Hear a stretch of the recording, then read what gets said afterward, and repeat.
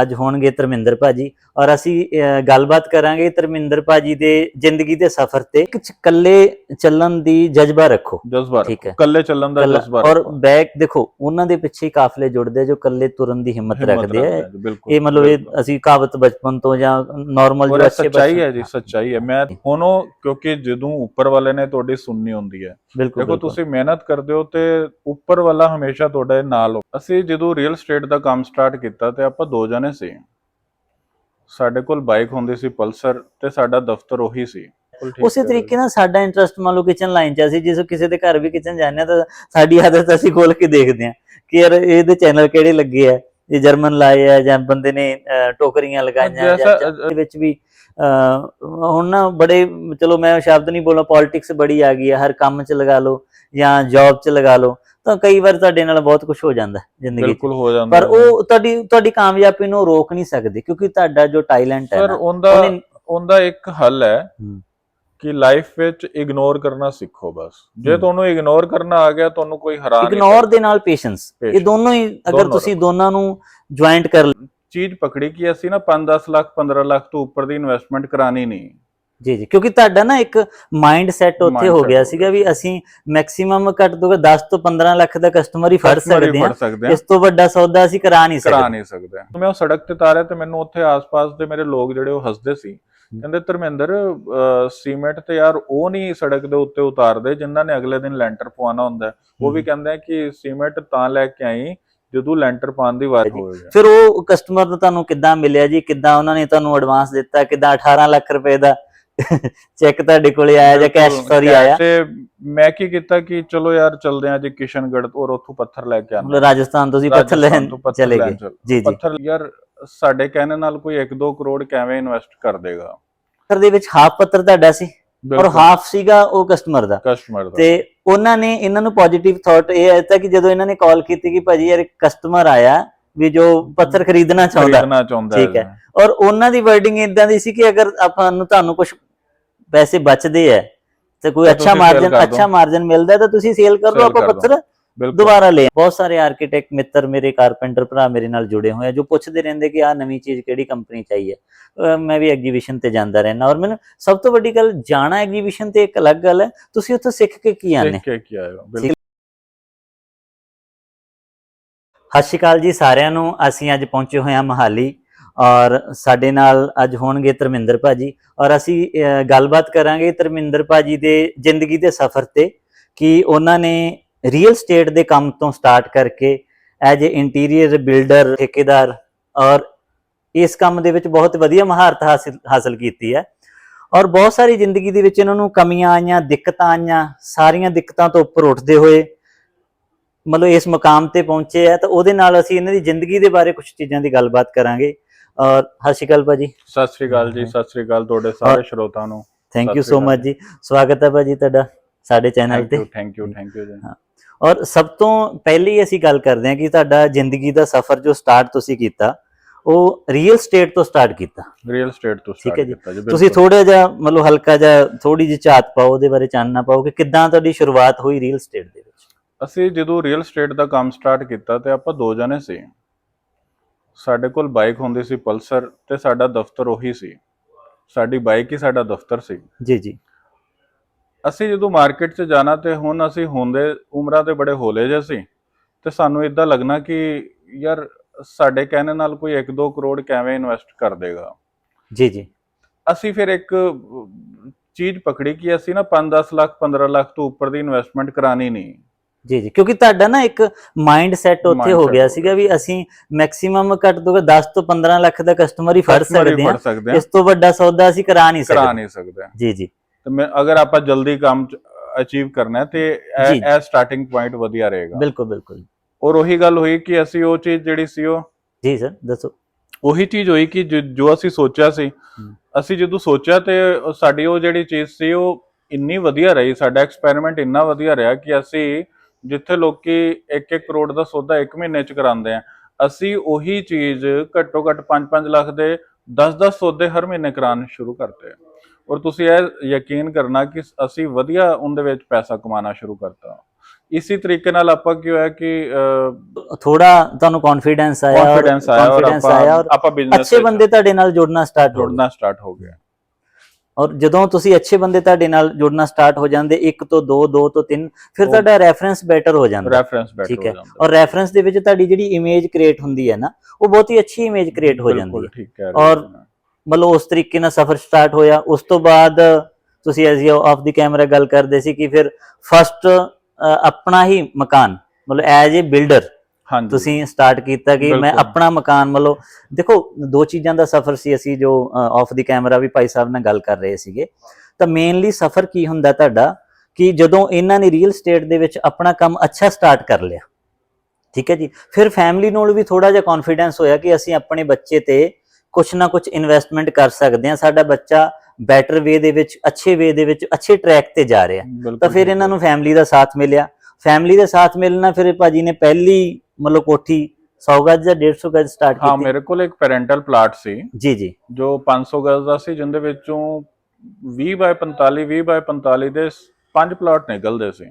ਜੀ ਉਹਦੇ ਚ ਮੈਂ ਕੰਸਟਰਕਸ਼ਨ ਸਟਾਰਟ ਕਰਤੀ ਐਜ਼ ਅ ਫੈਮਿਲੀ ਦੇ ਕਹੇ ਤੇ ਜਾਂ ਮੇਰਾ ਇੰਟਰਸਟ ਵੀ ਸੀ ਜੀ ਕਿ ਕੰਸਟਰਕਸ਼ਨ ਦੀ ਲਾਈਨ ਦੇ ਵਿੱਚ ਆਪਾਂ ਕੰਮ ਕਰਦੇ ਹਾਂ ਜੀ, ਤੇ ਮੈਨੂੰ ਲੱਗਦਾ ਸੀ ਸੇਫ ਵੀ ਹੈ, ਆਪਣੇ ਹੀ ਪਲਾਟ ਹੈ, ਆਪਣੇ ਪਲਾਟ ਦੇ ਉੱਤੇ ਹੀ ਪੈਸੇ ਲਗਾਣੇ ਆ, ਤੇ ਇਸ ਕਰਕੇ ਮੈਨੂੰ ਇਹ ਸੇਫ ਵੀ ਲੱਗਦਾ ਸੀ ਕਿ ਮਾਰਕੀਟ ਦੇ ਵਿੱਚ ਪੈਸੇ ਖਿਲਾਰਨ ਦੀ ਬਜਾਏ ਆਪਾਂ ਕਿਉਂ ਨਾ ਆਪਣੇ ਪਲਾਟ ਦੇ ਉੱਤੇ ਪੈਸੇ ਲਗਾਏ ਜਾਣ, ਤੇ ਉਹ ਐਪਰੀਸ਼ੀਏਸ਼ਨ ਵੀ ਆਏਗਾ ਪ੍ਰਾਪਰਟੀ ਵਿੱਚ। ਔਰ ਉਹ ਚੀਜ਼ ਹੋਈ ਵੀ, ਉਹਦਾ ਤੁਹਾਨੂੰ ਸਕਸੈਸ ਬਹੁਤ ਅੱਛਾ ਮਿਲਿਆ। ਉਹਦੇ ਨਾਲ ਕੀ ਹੋਇਆ, ਜਦੋਂ ਭਾਜੀ ਨੇ ਰੈਡੀ ਕੀਤਾ, ਫਸਟ ਪਲਾਟ ਰੈਡੀ ਕੀਤਾ, ਉਸ ਤੋਂ ਬਾਅਦ ਇਹਨਾਂ ਦੇ ਬਿਲਕੁਲ ਹੀ ਸਾਹਮਣੇ ਕਿਸੇ ਕਸਟਮਰ ਦਾ, ਅੱਛੇ ਕਸਟਮਰ ਦਾ ਇਹਨਾਂ ਕੋਲੇ ਰੈਫਰੈਂਸ ਆਇਆ, ਔਰ ਅੱਛੇ ਕਸਟਮਰ ਨੂੰ ਫਿਰ ਇਹ ਮਿਲੇ, ਉਹਨਾਂ ਨੂੰ ਟਰਸਟ ਹੋ ਗਿਆ ਕਿ ਇਹ 5 ਮਕਾਨ ਜਦੋਂ ਇਹ ਰੈਡੀ ਕਰ ਸਕਦੇ ਆ, ਤਾਂ ਉਹਨਾਂ ਨੂੰ ਇਹ ਲੱਗਿਆ ਕਿ ਅੱਛੇ ਬਿਲਡਰ ਹੈ, ਜਾਂ ਇਹਨਾਂ ਨੂੰ ਨਵੇਂ ਲੜਕਿਆਂ ਨੂੰ, ਨਵੀਂ ਯੰਗ ਜਨਰੇਸ਼ਨ ਨੂੰ ਥੋੜੀ ਨੌਲੇਜ ਹੈ, ਇਸੇ ਕਰਕੇ ਇਹ ਸਭ ਚੀਜ਼ਾਂ ਕਰਵਾ ਸਕਦੇ ਆ।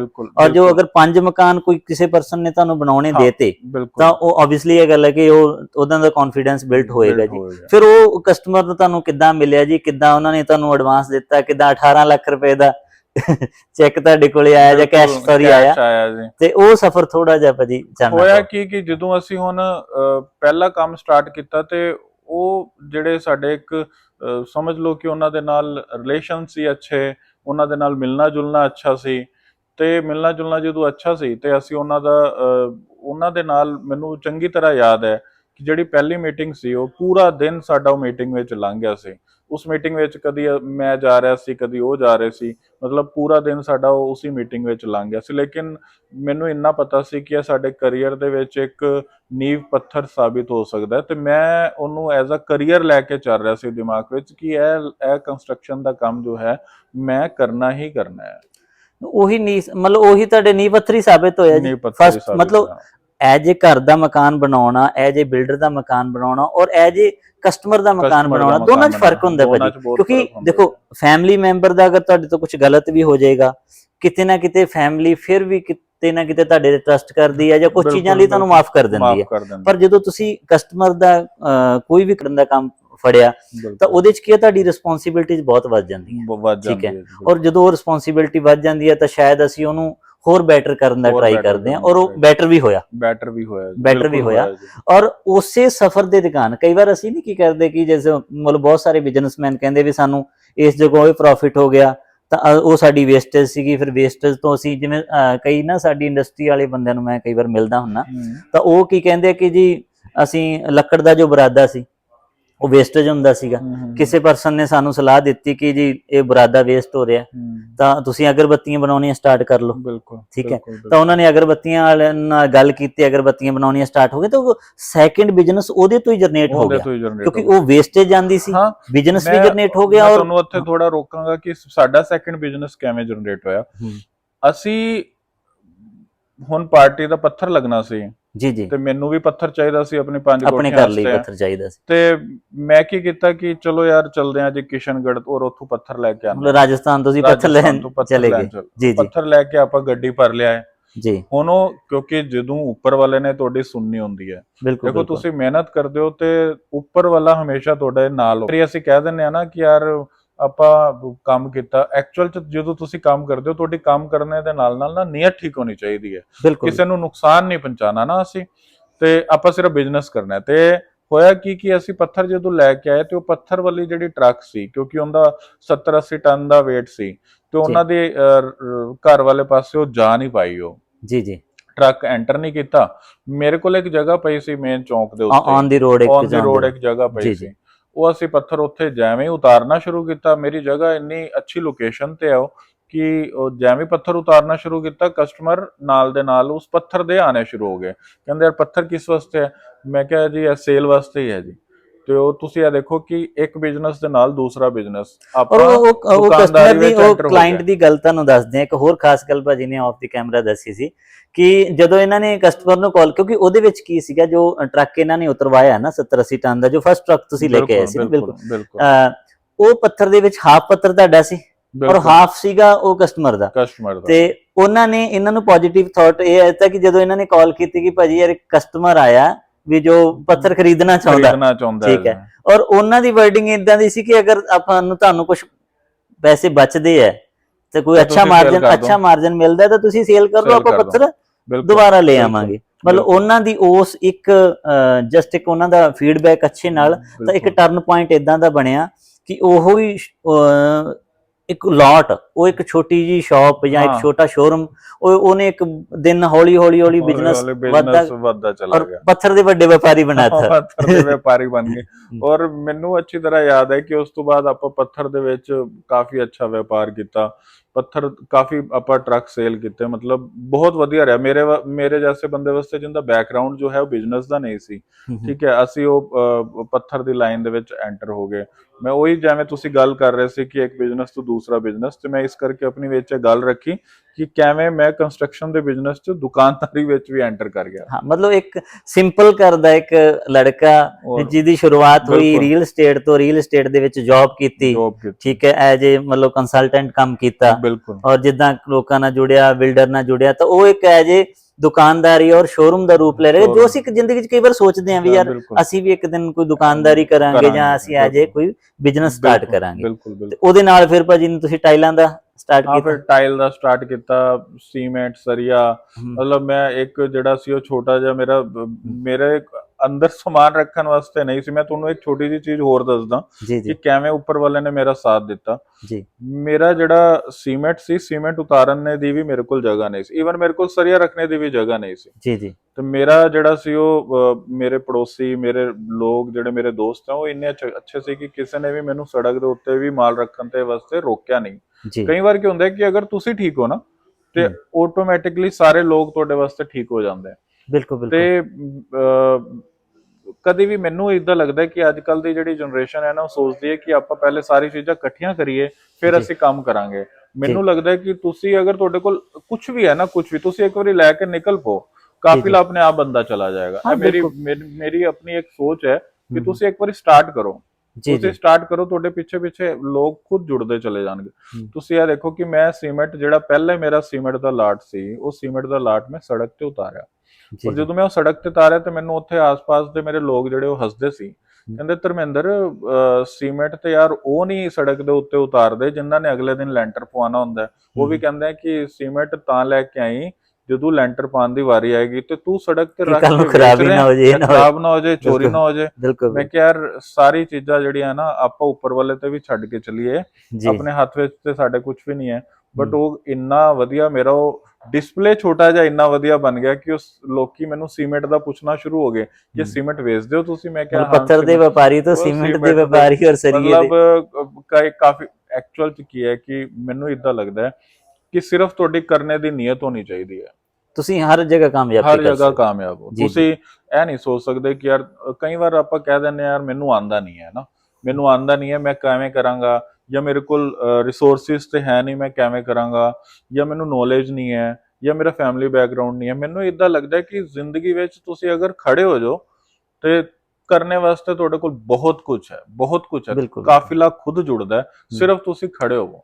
ਤੁਸੀਂ ਇੱਕ ਇਕੱਲੇ ਚੱਲਣ ਦੀ ਜਜ਼ਬਾ ਰੱਖੋ, ਜਜ਼ਬਾ ਠੀਕ ਰੱਖੋ, ਹੈ, ਇਕੱਲੇ ਚੱਲਣ ਦਾ ਜਜ਼ਬਾ ਔਰ ਰੱਖੋ। ਬੈਕ ਦੇਖੋ ਉਹਨਾਂ ਦੇ ਪਿੱਛੇ ਹੀ ਕਾਫਲੇ ਜੁੜਦੇ ਆ ਜੋ ਇਕੱਲੇ ਤੁਰਨ ਦੀ ਹਿੰਮਤ ਰੱਖਦੇ ਆ। ਬਿਲਕੁਲ, ਇਹ ਮਤਲਬ ਇਹ ਅਸੀਂ ਕਹਾਵਤ ਬਚਪਨ ਤੋਂ ਜਾਂ ਨਾਰਮਲ ਔਰ ਜੋ ਇਹ ਅੱਛੇ ਸੱਚਾਈ ਹੈ ਜੀ, ਸੱਚਾਈ ਹੈ। ਮੈਂ ਤੇ ਉਹਦਾ ਇੱਕ ਐਗਜ਼ਾਮਪਲ ਹਾਂ, ਛੋਟਾ ਜਿਹਾ ਐਗਜ਼ਾਮਪਲ ਹਾਂ। ਬਹੁਤ ਲੋਕ ਹੈ ਜਿਨ੍ਹਾਂ ਨੇ ਬਹੁਤ ਅਚੀਵ ਕੀਤਾ, ਲੇਕਿਨ ਮੈਂ ਇੱਕ ਛੋਟਾ ਜਿਹਾ ਐਗਜ਼ਾਮਪਲ ਹਾਂ ਕਿ ਮੈਂ ਇਹ ਚੀਜ਼ ਕੀਤੀ ਹੈ। ਮੈਂ ਖੜਾ ਹੋਇਆ, ਬਹੁਤ ਵੱਡੇ ਲੈਵਲ ਤੇ ਨਹੀਂ ਗਏ ਤਾਂ ਮਤਲਬ ਇੱਕ ਆਪਣੇ ਮਨ ਦੀ ਸੈਟੀਸਫੈਕਸ਼ਨ ਲਈ, ਸੈਟੀਸਫੈਕਸ਼ਨ, ਔਰ ਮੇਰੇ ਮਨ ਦੀ ਸੈਟੀਸਫੈਕਸ਼ਨ ਹੈ। ਮੈਂ ਜਿੱਥੇ ਵੀ ਹਾਂ ਮੈਂ ਸੈਟੀਸਫਾਈ ਹਾਂ, ਮੈਂ ਜਿੱਥੇ ਵੀ ਹਾਂ ਮੈਂ ਬਿਲਕੁਲ ਇੱਕਦਮ ਮੈਂ ਕਰੈਕਟ ਜਗ੍ਹਾ ਤੇ ਹਾਂ। ਮੈਨੂੰ ਇਦਾਂ ਨਹੀਂ ਲੱਗਦਾ ਕਿ ਯਾਰ ਕੋਈ ਨਹੀਂ, ਯਾਰ ਜਿੱਦਾਂ ਕਾਫਿਲੇ ਜੁੜੇ ਵਧੀਆ ਰਿਹਾ, ਮਤਲਬ ਵਧੀਆ, ਇੱਥੇ ਤੱਕ ਦਾ ਸਫ਼ਰ ਮੇਰਾ ਬਹੁਤ ਵਧੀਆ ਰਿਹਾ ਜੀ। ਜੀ ਇੱਕ ਚੀਜ਼ ਹੋਰ ਤੁਹਾਨੂੰ ਇੰਟਰਸਟਿੰਗ ਗੱਲ ਦੱਸਦੇ ਆ, ਭਾਜੀ ਨੇ ਸਾਨੂੰ ਦੱਸਿਆ ਕਿ ਜਦੋਂ ਮਹਾਲੀ ਆਉਣ ਦਾ ਸਫ਼ਰ, ਮਹਾਲੀ ਆਉਣ ਦਾ ਜਿਹੜਾ ਸਫ਼ਰ ਸਟਾਰਟ ਹੋਇਆ, ਉਹ ਕੁਛ ਨਹੀਂ ਸੀ, ਕੋਈ ਮਾइंड 'ਚ ਕੋਈ ਸਲਾਹ ਨਹੀਂ, ਕੋਈ ਦੂਸਰੇ ਕਿਸੇ ਅੱਛੇ ਬਿਜ਼ਨਸਮੈਨ ਜਾਂ ਕੋਈ ਅੱਛੇ ਐਜੂਕੇਟਡ ਪਰਸਨ ਹੋਊਗੇ ਇਹ ਸਲਾਹ ਨਹੀਂ ਕੀਤੀ ਕਿ ਅਸੀਂ ਮਹਾਲੀ ਚੱਲਣਾ ਜੀ, ਸ਼ੋਰੂਮ ਦੇਖ ਲਿਆ, ਉੱਥੇ ਅਸੀਂ ਰੈਂਟ ਤੇ ਲੈ ਕੇ ਰਵਾਂਗੇ। ਭਾਜੀ ਨੇ ਕੁਛ ਨਹੀਂ ਕੀਤਾ, ਭਾਜੀ ਨੇ ਗੱਡੀ ਚੱਕੀ ਔਰ ਆਪਣੀ ਫੈਮਿਲੀ ਨੂੰ ਕਿਹਾ ਕਿ ਇੱਕ ਬਿਸਤਰ ਮੇਰੇ ਗੱਡੀ 'ਚ ਰੱਖ ਦੇ, ਔਰ ਆਪਣੇ ਕੱਪੜਿਆਂ ਦਾ ਬੈਗ ਲੈ ਕੇ ਮੈਂ ਇੱਥੇ ਆ ਗਿਆ। ਈਵਨ ਤੱਕ ਕਿ ਮੇਰੇ ਜਿਹੜੇ ਸਿਰਫ ਮੇਰੀ ਵਾਈਫ ਨੂੰ ਛੱਡ ਕੇ ਕਿਸੇ ਨੂੰ ਨਹੀਂ ਪਤਾ ਸੀ ਕਿ ਯਾਰ ਬੰਦਾ ਮੁਹਾਲੀ ਚਲਾ ਗਿਆ ਔਰ ਕਰੇਗਾ ਕੀ। ਜੀ ਬਾਅਦ ਚ ਹੌਲੀ ਹੌਲੀ ਪਤਾ ਲੱਗਿਆ ਕਿ ਇਹ ਤੇ ਉੱਥੇ ਸੈੱਟ ਵੀ ਹੋ ਰਿਹਾ ਹੌਲੀ ਹੌਲੀ। ਬਲਕਿ ਅੱਜ ਵੀ ਮੇਰੇ ਕਈ ਦੋਸਤ ਉੱਥੋਂ ਦੀ ਪੁੱਛਦੇ ਆ ਕਿ ਯਾਰ ਤੇਰਾ ਕੋਈ ਰਿਸ਼ਤੇਦਾਰ ਹੋਏਗਾ ਉੱਥੇ, ਬਟ ਮੈਂ ਕਿਹਾ ਨਹੀਂ, ਜਿਹਨੇ ਤੁਹਾਨੂੰ ਕਾਮਯਾਬ ਕਰਤਾ ਜੀ, ਤੁਹਾਨੂੰ ਬੁਲਾ ਲਿਆ। ਪਰ ਇੱਕ ਹੋਰ ਵੀ ਤੁਹਾਨੂੰ ਇੰਟਰਸਟਿੰਗ ਗੱਲ ਦੱਸਦੇ ਆ ਕਿ ਭਾਜੀ ਜਿਸ ਕਮਰੇ ਦੇ ਵਿੱਚ ਆ ਕੇ ਫਸਟ ਰਾਤ ਰਹੇ ਸੀ, ਜਿੱਥੇ ਉੱਥੇ ਕੁਝ ਵੀ ਨਹੀਂ ਸੀਗਾ, ਸਿੰਪਲ ਇੱਕ ਪੱਖੇ ਤੋਂ ਇਲਾਵਾ, ਬਹੁਤ ਜ਼ਿਆਦਾ ਗਰਮੀ ਸੀ, ਅੱਜ ਵੀ ਭਾਜੀ ਉਸੇ ਹੀ ਰੂਮ ਦੇ ਵਿੱਚ, ਬਿਲਕੁਲ ਮਤਲਬ ਉਸੇ ਹੀ ਘਰ ਦੇ ਵਿੱਚ ਲਗਾ ਲਓ, ਤਾਂ ਨਹੀਂ ਸੀ, ਮਤਲਬ ਅੱਛੀ ਜਗ੍ਹਾ ਬਣੀ, ਫੈਮਿਲੀ ਵੀ ਉੱਥੇ ਹੀ ਹੈ, ਫੈਮਿਲੀ ਵੀ ਉੱਥੇ। ਚਲੋ ਵਾਹਿਗੁਰੂ ਦੀ ਕਿਰਪਾ ਨਾਲ ਉੱਥੇ ਜੋ ਹੈ ਨੈਟ ਮੈਨੂੰ 2 ਸਾਲ ਹੋ ਗਏ, ਵਧੀਆ, ਬਹੁਤ ਵਧੀਆ ਜੀ। ਮਤਲਬ ਮੈਨੂੰ ਇਦਾਂ ਲੱਗਦਾ ਨਹੀਂ, ਆਪ ਚੰਗੇ ਹੋ ਤੇ ਸਾਰਾ ਜੱਗ ਚੰਗਾ ਹੈ ਜੀ। ਹਾਂ ਬਿਲਕੁਲ ਬਿਲਕੁਲ, ਆਪ ਚੰਗੇ ਹੋ ਤੇ ਜੱਗ ਚੰਗਾ ਹੈ। ਹਾਂ ਅਗਰ ਤੁਸੀਂ ਆਪ ਚੰਗੇ ਹੋ ਤਾਂ ਫਿਰ ਤੁਹਾਨੂੰ ਸਾਰੇ ਅੱਛੇ ਲੱਗਦੇ ਹੋ, ਅਗਰ ਤੁਸੀਂ ਅੱਛੀਆਂ ਨਜ਼ਰਾਂ ਨਾਲ ਦੇਖਦੇ ਹੋ ਤਾਂ ਤੁਹਾਨੂੰ ਸਾਰੀ ਦੁਨੀਆ ਬਿਲਕੁਲ ਮਤਲਬ ਚੰਗੀ ਨਜ਼ਰ ਆਊਗੀ। ਬਿਲਕੁਲ, ਹਾਂ ਉਹ ਚੀਜ਼ ਹੈ। ਤਾਂ ਉਸ ਤੋਂ ਬਾਅਦ ਭਾਜੀ ਜਦੋਂ ਇਸ ਜਗ੍ਹਾ ਤੁਸੀਂ ਆਉਨੇ, ਇਸ ਜਗ੍ਹਾ ਭਾਜੀ ਨੇ ਕੰਮ ਕੀਤਾ, ਇੰਟੀਰੀਅਰ ਦਾ ਸਟਾਰਟ ਕੀਤਾ, as a furniture the start ਕੀਤਾ, ਠੀਕ ਹੈ, ਇੰਟੀਰੀਅਰ, ਕਰਟਨ, ਬਲਾਈਂਡਸ, ਮਤਲਬ ਇਹ ਸਾਰਾ ਕੰਮ ਐਜ ਏ ਮਲਟੀਪਲ। ਹੁਣ ਅੱਜ ਦੀ ਡੇਟ ਦੇ ਵਿੱਚ ਭਾਜੀ ਦਾ ਅਗਰ ਤੁਸੀਂ ਗੱਲ ਕਰਦੇ ਹੋ, ਸਿਵਲ ਦਾ ਐਕਸਪੀਰੀਅੰਸ ਤੁਹਾਨੂੰ ਹੋ ਗਿਆ, ਠੀਕ ਹੈ ਜੀ, ਅਸੀਂ ਵੀ ਤੁਹਾਡੇ ਤੋਂ ਸੇਵਾ ਲਵਾਂਗੇ ਜੀ, ਛੋਟਾ ਜਿਹਾ ਅਸੀਂ ਵੀ ਰੈਡੀ ਕਰ ਰਹੇ ਹਾਂ ਜੀ, ਬਿਲਕੁਲ ਬਿਲਕੁਲ ਕਰਨਾ। ਤਾਂ ਇੱਥੇ ਆ ਕੇ ਨਾ ਹੁਣ ਬਹੁਤ ਸਾਰੀਆਂ ਚੀਜ਼ਾਂ ਦਾ ਭਾਜੀ ਦੇ ਨਾਲ ਸਟਾਰਟਅਪ ਹੋਇਆ। ਇਸ ਜਗ੍ਹਾ ਜਦੋਂ ਆਉਂਦੇ ਆ ਤਾਂ ਇਹਨਾਂ ਨੂੰ ਇੱਕ ਇਦਾਂ ਦੇ ਪਾਰਟਨਰ ਹੋਰ ਮਿਲਦੇ ਆ, ਠੀਕ ਹੈ, ਕਿ ਜਿਨ੍ਹਾਂ ਨੂੰ ਆਪਣੇ ਪੇਂਟ ਦਾ, ਮੇਰੇ ਸਭ ਦੇ ਨਾਲ ਕਿ ਪੇਂਟ ਦਾ ਰਾਜਾ ਹੀ ਕਹਿ ਦਿੰਦੇ ਆ। ਹਾਂ ਬਿਲਕੁਲ ਬਿਲਕੁਲ ਬਿਲਕੁਲ। ਹੁਣ ਭਾਜੀ ਥੋੜਾ ਜਿਹਾ ਤੁਸੀਂ ਇੰਟੀਰੀਅਰ ਦੇ ਬਾਰੇ ਜਾਣਕਾਰੀ ਦਿਓ, ਕਿਉਂਕਿ ਤੁਹਾਡਾ ਨਾ ਬਿਲਡਿੰਗ ਲਾਈਨ ਕੰਸਟਰਕਸ਼ਨ, ਕਿਉਂਕਿ ਇੱਕ ਬੇਸ ਤੋਂ ਸਟਾਰਟ ਹੋ ਕੇ ਇੱਕ ਨਾਰਮਲ ਘਰ ਦਾ ਪਰਸਨ, ਸਪੋਜ਼ ਕਰੋ ਇੱਕ ਮਿਡਲ ਫੈਮਿਲੀ ਵਾਲਾ ਪਰਸਨ, ਉਹ ਕਿੱਦਾਂ ਮਕਾਨ ਨੂੰ ਰੈਡੀ ਕਰੇ, ਠੀਕ ਹੈ। ਕੁਝ ਚੀਜ਼ਾਂ ਅਗਰ ਤੁਸੀਂ ਦੱਸਣੀਆਂ ਚਾਹੋ, ਤੁਹਾਡਾ ਐਕਸਪੀਰੀਅੰਸ ਹੈ, ਕਿਸ ਤਰੀਕੇ ਦਾ ਉਹਨੂੰ ਇੰਟੀਰੀਅਰ ਕਰਨਾ ਚਾਹੀਦਾ, ਕਿਤੋਂ ਪਿਲਰਾਂ ਤੋਂ ਸਟਾਰਟ ਕਰੇ। ਕੋਈ ਅੱਜ ਕੱਲ ਬਹੁਤ ਸਾਰੇ ਬੰਦੇ ਨਾ ਅੱਜ ਕੱਲ ਮਤਲਬ ਇੰਟਰਵਿਊ ਕਰਦੇ ਆ ਤਾਂ ਉਹ ਇਹ ਚੀਜ਼ ਦੱਸਦੇ ਆ ਕਿ ਨਹੀਂ ਜੀ ਤੁਸੀਂ ਟਾਇਲਸ ਦੀ ਜਗ੍ਹਾ ਪੱਥਰ ਲਗਾਉਣਾ ਚਾਹੀਦਾ, ਕੁਝ ਪਰਸਨ ਇਹ ਕਹਿੰਦੇ ਕਿ ਨਹੀਂ ਯਾਰ ਪੱਥਰ ਬ੍ਰੇਕੇਜ ਹੋ ਜਾਂਦਾ, ਮਤਲਬ ਟਾਇਲਸ ਟੁੱਟ ਜਾਂਦੀ ਹੈ, ਨਹੀਂ ਤੁਹਾਨੂੰ ਪੱਥਰ ਹੀ ਲਗਾਉਣਾ ਚਾਹੀਦਾ, ਕਿਉਂਕਿ ਡਿਫਰੈਂਟ ਪਰਸਨ ਦੇ ਵਿਚਾਰ ਹੈ। ਹਾਂ ਮੈਂ ਇੱਕ ਚੀਜ਼ ਅੰਦੇ ਵਿੱਚ ਨਾ ਮੈਂ ਸਾਰੀ ਚੀਜ਼ਾਂ ਦਾ ਇੱਕ ਨਿਚੋੜ ਤੁਹਾਨੂੰ ਦੱਸ ਦਿੰਦਾ, ਕਿਉਂਕਿ ਅਗਰ ਆਪਾਂ ਇਹਦੇ ਬਾਰੇ ਡਿਟੇਲਿੰਗ ਵਿੱਚ ਜਾਣ ਲੱਗਾਂਗੇ ਤੇ ਮੈਨੂੰ ਲੱਗਦਾ ਹੈ ਇੱਕ ਵੀਡੀਓ ਹੋਰ ਬਣਾਉਣੀ ਪਏਗੀ ਸਾਨੂੰ ਨਾ। ਮੈਂ ਤੁਹਾਨੂੰ ਇੱਕ ਸ਼ੋਰਟ 'ਚ ਦੱਸ ਦਿੰਦਾ ਕਿ ਸਭ ਤੋਂ ਪਹਿਲੇ ਘਰ ਦਾ ਸਟਰਕਚਰ ਹੈ ਜੀ। ਅੱਜ ਦੇ ਟਾਈਮ ਵਿੱਚ ਆਪਣੇ ਘਰ ਦੇ ਸਟਰਕਚਰ ਨੂੰ ਤੁਸੀਂ ਇੱਕ ਅੱਛੇ ਆਰਕੀਟੈਕਟ ਕੋਲੋਂ ਡਿਜ਼ਾਈਨ ਕਰਾਓ ਜੀ। ਸਿਵਲ ਵਾਲੇ ਕੰਮ ਦੇ ਵਿੱਚ ਅੱਛਾ ਸੀਮੈਂਟ, ਅੱਛਾ ਸਰੀਆ, ਪੈਸੇ ਬਚਾਣੇ ਵਾਲੇ ਪਾਸੇ ਨਾ ਜਾਓ, ਖਾਸ ਕਰਕੇ ਸਟਰਕਚਰ ਤੇ ਜੀ। ਸ਼ੋਰਟ ਵਿੱਚ ਮੈਂ ਦੱਸ ਰਿਹਾ ਕਿ ਤੁਸੀਂ ਸਟਰਕਚਰ ਦੇ ਉੱਤੇ ਪੈਸਾ ਲਗਾਓ, ਅੱਛੇ ਆਰਕੀਟੈਕਟ ਨੂੰ ਪਕੜੋ ਜੀ। ਸੈਕੰਡ ਕੀ ਹੈ ਕਿ ਇੰਟੀਰੀਅਰ ਇੱਕ ਐਸੀ ਚੀਜ਼ ਹੈ ਕਿ ਤੁਸੀਂ ਉਹਨੂੰ 5-7 ਸਾਲ ਬਾਅਦ ਚੇਂਜ ਕਰ ਸਕਦੇ ਹੋ। ਇਸ ਕਰਕੇ ਉਹਦੇ ਵਿੱਚ ਅਗਰ ਗਲਤੀ ਵੀ ਹੋ ਜੇ ਤੇ ਤੁਸੀਂ ਉਹਨੂੰ ਸੁਧਾਰ ਸਕਦੇ ਹੋ, ਲੇਕਿਨ ਸਟਰਕਚਰ ਵਿੱਚ ਉਹ ਗਲਤੀ ਨੂੰ ਨਹੀਂ ਸੁਧਾਰ ਸਕਦੇ ਤੁਸੀਂ। ਅਗਰ ਕਿਸੇ ਵੀ ਜਗ੍ਹਾ ਤੇ ਤੁਹਾਡਾ ਅਗਰ ਛੋਟਾ ਜਿਹਾ ਵੀ ਲੂਪ ਹੋਲ ਰਹਿ ਜਾਂਦਾ ਤੇ ਮੈਨੂੰ ਲੱਗਦਾ ਉਹ ਬਾਅਦ ਵਿੱਚ ਜਾ ਕੇ ਤੰਗ ਕਰਦਾ ਹੈ, ਕਦੀ ਸੀਲਨ, ਕਦੀ ਕ੍ਰੈਕ। ਤੇ ਇਸ ਕਰਕੇ ਅੱਛੇ ਸਿਵਲ ਸਟਰਕਚਰ ਵਾਲੇ ਬੰਦੇ ਕੋਲੋਂ ਆਪਣਾ ਸਟਰਕਚਰ ਬਣਾਓ ਤੁਸੀਂ।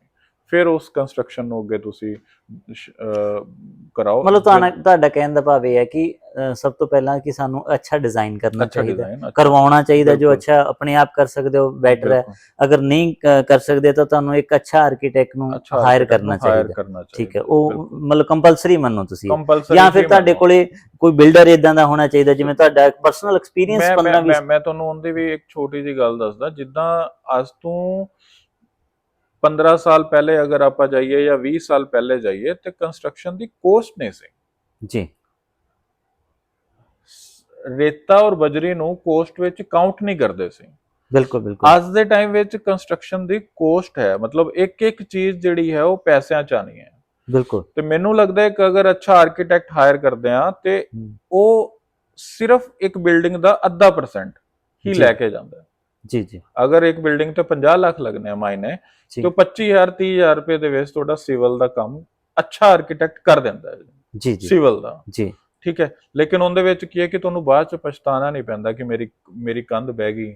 ਤੁਹਾਨੂੰ ਦੁਬਾਰਾ ਅਗਰ ਪੈਸੇ ਲਗਾਣੇ ਪੈ ਜਾਣ ਤੇ ਮੈਨੂੰ ਲੱਗਦਾ ਹੈ ਕਿ ਉਹ ਕੋਸਟ 1 ਲੱਖ ਰੁਪਏ ਹੋਏਗੀ, ਉਹ ਜੇ ਤੁਸੀਂ ਪਹਿਲੇ ਉਹਨੂੰ 25-50,000 ਰੁਪਏ ਇੱਕ ਅੱਛੇ ਆਰਕੀਟੈਕਟ ਨੂੰ ਦੇ ਦੋਗੇ। ਤੇ ਮੈਂ ਤੁਹਾਨੂੰ ਇੱਕ ਸ਼ੋਰਟ ਵਿੱਚ ਇੱਕ ਸਲਾਹ ਦਿੱਤੀ ਕਿ ਇੱਕ ਅੱਛੇ ਸਿਵਲ ਵਾਲੇ ਬੰਦੇ ਕੋਲੋਂ ਸਟਰਕਚਰ ਡਿਜ਼ਾਈਨ ਕਰਵਾ ਕੇ ਫਿਰ ਹੀ ਕੰਮ ਨੂੰ ਕਰੋ, ਤੁਸੀਂ ਉਸ ਤਰੀਕੇ ਨਾਲ ਸਟਾਰਟ ਕਰੋ। ਮੈਂ ਨਾ ਇੱਕ ਚੀਜ਼ ਹੋਰ, ਸੌਰੀ ਤੁਹਾਨੂੰ ਮੈਂ ਇੱਕ ਟੋਕਣਾ ਚਾਹੁੰਦਾ, ਬਹੁਤ ਸਾਰੇ ਸਾਡੇ ਨਾ ਇੱਕ ਪਿੰਡਾਂ ਦੇ ਵਿੱਚ, ਕਿਉਂਕਿ ਮੈਂ ਬਰਨਾਲਾ ਸਿਟੀ ਤੋਂ ਬਿਲੋਂਗ ਕਰਦਾ, ਠੀਕ ਹੈ, ਇੱਥੇ ਤਾਂ ਸਾਡੇ ਬਹੁਤ ਸਾਰੇ ਮਤਲਬ ਐ ਲਾ ਲਓ ਕਿ ਪਿੰਡਾਂ 'ਚ ਮਿੱਤਰ ਵੀ ਹੈ, ਭਰਾ ਵੀ ਹੈ, ਅਸੀਂ ਮਕਾਨ ਬਣਦੇ ਦੇਖਦੇ ਹਾਂ, ਰਿਸ਼ਤੇਦਾਰੀਆਂ, ਫੈਮਲੀਜ਼ ਹੈ।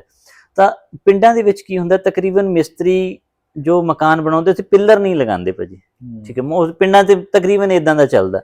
ਤਾਂ ਤੁਹਾਨੂੰ ਕੀ ਲੱਗਦਾ ਕਿ ਇਸ ਵਾਰ ਨਾ ਫਲੱਡ ਦੇ ਵਿੱਚ ਤਾਂ ਉਹ ਹੋਰ ਵੀ ਸਾਡੇ ਕਈ ਮਿੱਤਰ ਭਰਾ ਹੈਗੇ ਆ ਜਿਨ੍ਹਾਂ ਨਾਲ ਇਸ ਲੈਵਲ ਤੇ ਡਿਸਕਸ਼ਨ ਹੋਇਆ ਕਿ ਫਲੱਡ ਦੇ ਵਿੱਚ ਬਹੁਤ ਸਾਰੇ ਮਕਾਨ ਨਾ ਉਹ ਜ਼ਿਆਦਾ ਉਹਨਾਂ ਨੂੰ ਨੁਕਸਾਨ ਪਹੁੰਚਿਆ ਕਿ ਜੋ ਪਿੱਲਰ ਤੇ ਨਹੀਂ ਸੀ, ਠੀਕ ਹੈ, ਉਹਦੇ ਆਲੇ ਦੁਆਲੇ ਹਲਕਾ ਜਿਹਾ ਪਾਣੀ ਨੇ ਫਲੋ ਬਣਿਆ ਤਾਂ ਉਹ ਪੂਰੀ ਦੀ ਪੂਰੀ ਦੀਵਾਰ ਨੇ ਪੂਰਾ ਸਟਰਕਚਰ 2 ਮੰਜ਼ਲੀ 3 ਮੰਜ਼ਲੀ ਕੋਠੀ ਗਿਰ ਗਈ। ਤਾਂ ਉਹਦੇ ਬਾਰੇ ਤੁਹਾਡੇ ਕੀ ਵਿਚਾਰ ਹੈ ਕਿ ਇਹ ਮਤਲਬ ਪਿੱਲਰ ਦੇ ਸਟਰਕਚਰ ਤੇ ਅਗਰ ਉਹ ਬਣੀ ਹੁੰਦੀ, ਅਗਰ 200 ਗਜ਼ ਦਾ ਮਕਾਨ ਹੈ ਜੀ, ਉਹਦੇ ਵਿੱਚੋਂ ਪਿੱਲਰ ਹੈਗੇ ਆ ਜਾਂ ਪਿੱਲਰ ਨਹੀਂ ਹੈਗੇ ਤੇ 1.5 ਲੱਖ ਰੁਪਏ ਦਾ ਫਰਕ ਪੈਂਦਾ ਹੈ। ਮਤਲਬ ਟੋਟਲ ਮਕਾਨ ਦੇ ਵਿੱਚ ਮਤਲਬ ਲੱਖ ਜਾਂ 1.5 ਲੱਖ ਦੇ 1.5 ਲੱਖ ਦਾ ਫਰਕ ਪੈਂਦਾ, ਇਸ ਤੋਂ ਜ਼ਿਆਦਾ ਫਰਕ ਨਹੀਂ ਪੈਂਦਾ ਜੇ ਪਿੱਲਰ ਬਣਾਣੇ ਆ ਜਾਂ ਪਿੱਲਰ ਨਹੀਂ ਬਣਾਣੇ। ਅੱਛਾ। ਔਰ ਮੈਨੂੰ ਲੱਗਦਾ ਹੈ ਕਿ ਜਿਹੜਾ ਬੰਦਾ ਅਗਰ 50 ਲੱਖ ਲਗਾ ਰਿਹਾ ਤੇ ਅਗਰ ਉਹ 51 ਜਾਂ 52 ਲੱਖ ਲਗਾ ਦਿੰਦਾ ਤੇ ਕੋਈ ਫਰਕ ਨਹੀਂ ਪੈਂਦਾ। ਠੀਕ ਹੈ, ਚਲੋ ਆਪਾਂ 50 ਤੁਸੀਂ ਇੱਕ ਆંકੜਾ ਦਿੱਤਾ ਜੀ 50 ਲੱਖ ਦਾ, ਮੈਂ ਤੁਹਾਨੂੰ ਇੱਕ ਸਿਰਫ ਐਗਜ਼ਾਮਪਲ ਦੇ ਰਿਹਾ। ਪਰ ਇਹ ਅਗਰ ਐਗਜ਼ਾਮਪਲ ਆਪਾਂ ਛੋਟੇ ਮਜ਼ਦੂਰ ਦਾ ਜਾਂ ਛੋਟੇ ਕਿਸਾਨ ਵਰਗ ਜੋ ਆਪਣਾ ਮਕਾਨ ਵੱਧ ਤੋਂ ਵੱਧ 7 ਲੱਖ 8 ਲੱਖ 10,000 ਜਾਂ 15 ਲੱਖ ਰੁਪਏ ਦੇ ਜੇ ਮਕਾਨ ਬਣਾਉਂਦੇ ਆ ਤਾਂ ਕੀ ਉਹਨਾਂ ਦਾ ਵੀ ਲੱਖ ਰੁਪਏ ਦਾ ਹੀ ਫਰਕ ਪੈਂਦਾ ਜਾਂ ਤੁਹਾਨੂੰ ਲੱਗਦਾ ਕਿ ਉਹਨੂੰ ਬਹੁਤ ਜ਼ਿਆਦਾ ਹੋਰ ਘੱਟ ਫਰਕ ਪਏਗਾ ਜੀ? ਅੱਛਾ, ਉਹਨਾਂ ਦਾ ਤੇ ਹੋਰ ਘੱਟ ਫਰਕ ਪਏਗਾ। ਓਕੇ, ਮਤਲਬ ਟੈਕਨੀਕਲੀ ਮੈਂ ਅਗਰ ਤੁਹਾਨੂੰ ਦੱਸਾਂ ਤੇ ਪਿਲਰ ਲਗਾਉਣੇ ਚਾਹੀਦੇ ਆ, ਚਾਹੇ ਉਹ ਬਿਲਡਿੰਗ ਛੋਟੀ ਹੈ ਚਾਹੇ ਵੱਡੀ ਹੈ। ਜੀ ਜੀ। ਤੁਸੀਂ ਅਗਰ ਸ਼ੌਪ ਬਣਾ ਰਹੇ ਹੋ, ਹੁਣ ਸ਼ੌਪ ਬਣਾ ਰਹੇ ਆ, ਇੱਕ 10 ਬਾਈ 30 ਦੀ ਸ਼ੌਪ ਹੈ, ਬੰਦਾ ਕਹਿੰਦਾ 10 ਬਾਈ 30 ਦੀ ਸ਼ੌਪ ਹੈ, ਇਹਨੇ ਕਿੱਥੇ ਜਾਣਾ ਹੈ, ਲੇਕਿਨ ਅਗਰ ਉਹਦੇ ਵਿੱਚ ਤੁਸੀਂ 6 ਪਿਲਰ ਖੜੇ ਕਰ ਦਿੰਦੇ ਹੋ ਤੇ ਉਹਦਾ ਕੀ ਫਰਕ ਪੈ ਜਾਣਾ ਹੈ ਜੀ? ਮੈਨੂੰ ਲੱਗਦਾ ਹੈ ਕਿ ਮੈਂ ਫਿਰ ਉਹੀ ਗੱਲ ਕਹਾਂਗਾ ਕਿ ਅੱਜ ਦੇ ਟਾਈਮ ਵਿੱਚ ਇੱਕ ਟਾਈਮ ਸੀ ਜਦੋਂ ਲੋਕ ਅਵੇਅਰ ਨਹੀਂ ਸੀ। ਬਿਲਕੁਲ ਬਿਲਕੁਲ। ਅੱਜ ਟਾਈਮ ਹੈ, ਅੱਜ ਦੇਖੋ, ਪਹਿਲੇ ਜਿਹੜੀ ਅਸੀਂ ਬਿਮਾਰੀਆਂ ਦਾ ਨਾਮ ਨਹੀਂ ਸੁਣਿਆ ਸੀ ਜੀ ਜੀ, ਅੱਜ ਸ਼ੂਗਰ ਘਰ ਘਰ ਚ ਹੈ, ਘਰ ਘਰ ਉਹਦੀ ਜਿਹੜੀ ਦਵਾਈ ਚੱਲ ਰਹੀ ਹੈ, ਪਹਿਲੇ ਉਹਦਾ ਨਾਮ ਵੀ ਨਹੀਂ ਸੁਣਿਆ। ਅੱਜ ਦੇ ਟਾਈਮ ਵਿੱਚ ਸੇਮ ਉਸੇ ਤਰੀਕੇ ਨਾਲ ਨਾ ਕੰਸਟਰਕਸ਼ਨ ਵੀ ਜਿਹੜੀ ਹੈ ਉਹ ਤੁਸੀਂ ਪ੍ਰੋਜੈਕਟ ਹੀ ਮੰਨ ਕੇ ਸ਼ੁਰੂ ਕਰੋ ਕਿ ਪ੍ਰੋਜੈਕਟ ਹੀ ਆਪਾਂ ਸ਼ੁਰੂ ਕਰ ਰਹੇ ਹਾਂ। ਜੀ ਜੀ। ਤੁਹਾਨੂੰ ਯਾਦ ਹੋਏਗਾ ਕਿ ਅੱਜ ਤੋਂ 15 ਸਾਲ ਪਹਿਲੇ ਜਦੋਂ ਤੁਸੀਂ ਪੇਂਟ ਕਰਾਉਂਦੇ ਸੀ, ਮੈਂ ਥੋੜਾ ਇੰਟੀਰੀਅਰ ਤੇ ਆ ਗਿਆ ਜੀ ਜੀ, ਜਦੋਂ ਅਸੀਂ ਪੇਂਟ ਕਰਾਉਂਦੇ ਸੀ ਤੇ ਸਾਡੇ ਘਰ ਤੇ ਇਦਾਂ ਹੀ ਸੀ ਕਿ ਪੇਂਟ ਵਾਲਾ ਆਪਣੇ ਆਪ ਹੀ ਆ ਕੇ ਪੇਂਟ ਕਰ ਜਾਂਦਾ ਸੀ, ਮਤਲਬ ਕਿਸੇ ਨੂੰ ਹਾਇਰ ਨਹੀਂ ਕਰਦੇ ਸੀ। ਦੀਵਾਲੀ ਉਹਨੇ ਆਪਣੇ ਆਪ ਹੀ ਆ ਜਾਣਾ ਔਰ ਉਹਨੇ ਕਹਿਣਾ ਕਿ ਬਾਊ ਜੀ ਪੇਂਟ ਕਰਦੇ ਆ, ਆਪਾਂ ਕਹਿ ਦਿੰਦੇ ਸੀ ਕਰ ਦੋ ਜੀ, ਠੀਕ ਹੈ ਜੀ, ਔਰ ਉਹ ਦੀਵਾਲੀ ਤੋਂ ਹਫ਼ਤੇ ਬਾਅਦ ਸਾਨੂੰ ਪਰਚੀ ਪਕੜਾਉਂਦਾ ਸੀ ਕਿ ਕਿੰਨੇ ਪੈਸੇ ਹੋ ਗਏ ਜੀ, ਲਓ ਜੀ 7,000 ਰੁਪਏ ਤੁਹਾਡੇ ਬਣੇ। ਤੁਸੀਂ ਅੱਜ ਦੇ ਟਾਈਮ ਵਿੱਚ ਦੇਖੋ ਕਿ ਅਗਰ ਪੇਂਟ ਤੁਸੀਂ ਅਗਰ ਆਪਣੇ ਘਰ ਚ ਕਰਾਣਾ ਤੇ ਪੇਂਟ ਹੀ ਆਪਣੇ ਆਪ ਚ ਇੱਕ ਪ੍ਰੋਜੈਕਟ ਹੈ ਜੀ ਜੀ। ਬਸ ਮੈਂ ਸਾਰੀ ਗੱਲਾਂ ਦਾ ਨਿਚੋੜ ਤੁਹਾਨੂੰ ਇਹ ਦੇਤਾ, ਅੱਛਾ ਡਿਜ਼ਾਈਨਰ, ਅੱਛਾ ਸਿਵਲ ਕੰਟਰੈਕਟਰ ਮਕਾਨ ਆਪਣਾ ਉਹਦੇ ਚ ਬਣਵਾਓਗੇ ਤੇ ਤੁਹਾਡੇ ਪੈਸੇ ਵੀ ਬਚਣਗੇ ਔਰ ਤੁਹਾਡਾ ਜੋ ਮਕਾਨ ਹੈ ਉਹ ਉਹਦਾ ਡਿਜ਼ਾਈਨ ਵੀ ਅੱਛਾ ਬਣੇਗਾ। ਜੀ ਜੀ ਜੀ ਜੀ। ਔਰ ਨਾ ਇੱਕ ਹੋਰ ਚੀਜ਼ ਤੁਸੀਂ ਦੱਸੋ ਸਰ, ਜਿਵੇਂ ਨਾਰਮਲ ਅਸੀਂ ਘਰ ਬਣਾ ਲਿਆ, ਇੱਕ ਪਰਸਨ ਨੇ, ਅਸੀਂ ਮਿਡਲਮੈਨ ਦੀ ਗੱਲ ਕਰਦੇ ਜਿਹਨੇ 10 ਤੋਂ 15 ਲੱਖ ਰੁਪਏ, ਇੱਕ ਛੋਟੀ ਜਿਹੀ ਫਿਗਰ ਕੱਢ ਲੈਂਦੇ ਹਾਂ, 15 ਤੋਂ 16 ਲੱਖ ਰੁਪਏ ਉਹਨੇ ਲਗਾਇਆ। ਤਾਂ 15-16 ਲੱਖ ਰੁਪਏ ਵਾਲਾ ਜਦੋਂ ਘਰ ਦੇ ਵਿੱਚ, ਕਈ ਵਾਰ ਅਸੀਂ ਪਿੰਡਾਂ 'ਚ ਦੇਖਦੇ ਹਾਂ ਮੇਰੇ, ਉਹਦੇ ਵਿੱਚ ਨਾ ਕਈ ਵਾਰ ਕੀ ਹੁੰਦਾ, ਅਸੀਂ ਦੇਖਦੇ ਹਾਂ ਕਿ ਉਹ ਨਾ ਫਰਸ਼ ਤੁਹਾਡਾ ਦਬ ਜਾਂਦਾ ਜੀ, ਠੀਕ ਹੈ। ਤੇ ਤੁਸੀਂ ਉਹ ਫਰਸ਼ ਜਦੋਂ ਦਬ ਜਾਂਦਾ ਤਾਂ ਉਹਦੇ ਬਾਰੇ ਤੁਹਾਡੇ ਕੀ ਵਿਚਾਰ ਹੈ ਕਿ ਉਹ ਫਰਸ਼ ਦਾ ਮਤਲਬ ਪ੍ਰੈਸ ਹੋਣਾ ਨੀਚੇ ਦਬਣਾ ਕੀ ਹੈ? ਹਾਲਾਂਕਿ ਅਸੀਂ ਵੀ ਮਿੱਟੀ ਪਾਈ ਹੈ, ਨਾਰਮਲ ਕੀ ਹੁੰਦਾ ਕਿ ਸਾਡੇ ਕੋਲ ਪ੍ਰੋਸੈਸ ਪਿੰਡਾਂ ਦੇ ਵਿੱਚ ਕੀ ਹੁੰਦਾ, ਦੁਰਮਟ ਮਾਰਤਾ ਜੀ। ਅੱਜ ਕੱਲ ਮਸ਼ੀਨ ਆ ਗਈ, ਉਹ ਦੁਰਮਟ ਮਾਰ ਦਿੰਦੀ ਹੈ ਕਿ ਉਹਨੂੰ ਮੇਲੇ ਕਿ ਉਹ 2-3 ਦਿਨ ਉਹਦੀ ਕੁਟਾਈ ਕਰਦੇ ਆ, ਉਹਨੂੰ ਪ੍ਰੈਸ ਇੱਕ ਤਰੀਕੇ ਨਾਲ ਉਹਨੂੰ ਉਹ ਕਰਦੇ ਆ। ਤਾਂ ਪ੍ਰੈਸ ਕਰਨ ਤੋਂ ਬਾਅਦ ਫਿਰ ਅਗਰ ਉਸ ਜਗ੍ਹਾ ਅਸੀਂ ਰੋੜੀ ਪਾਉਂਦੇ ਹਾਂ, ਕਿਉਂਕਿ ਪਿੰਡਾਂ ਦੇ ਵਿੱਚ ਕੀ ਹੈ, ਸਾਡੇ ਨਾਰਮਲ ਜਿੰਨੀ ਕੁ ਉਸ ਜਗ੍ਹਾ ਤੇ ਇਨਵਾਇਰਮੈਂਟ ਸਾਨੂੰ ਨੌਲੇਜ ਹੈ, ਤਾਂ ਉਹ ਆਪਣੇ ਇੱਟਾਂ ਦੇ ਛੋਟੇ ਛੋਟੇ ਟੁਕੜੇ ਕਰਕੇ ਉਹਨੂੰ ਵਿਛਾਇਆ ਜਾਂਦਾ, ਫਿਰ ਉਹਦੀ ਕੁਟਾਈ, ਉਹਦੇ ਉੱਪਰ ਅਸੀਂ ਅਗਰ ਫਰਸ਼, ਤਾਂ ਉਹ ਦਬ ਜਾਂਦਾ ਭਾਜੀ।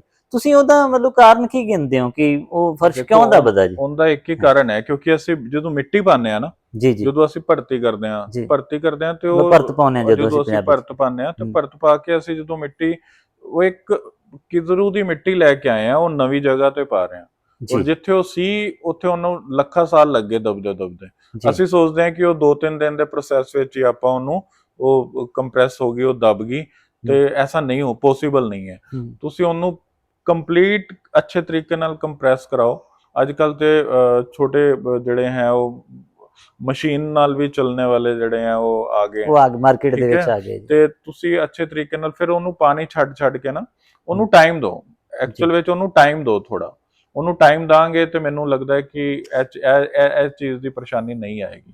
ਜੇ ਆਪਾਂ ਸੋਚੀਏ ਕਿ ਕੰਮ ਕਰਾਇਆ ਫਟਾਫਟ, ਐਕਚੁਅਲ ਵਿੱਚ ਕੀ ਹੈ ਕਿ ਕਸਟਮਰ ਨੂੰ ਜਲਦੀ ਬਹੁਤ ਹੋ ਗਈ, ਲੋਕਾਂ ਨੂੰ ਜਲਦੀ ਬਹੁਤ ਹੋ ਗਈ। ਉਹ ਸੋਚਦੇ ਆ ਕਿ ਮਿੱਟੀ ਪਵਾਤੀ, ਸਾਡਾ ਕੰਮ ਖਤਮ।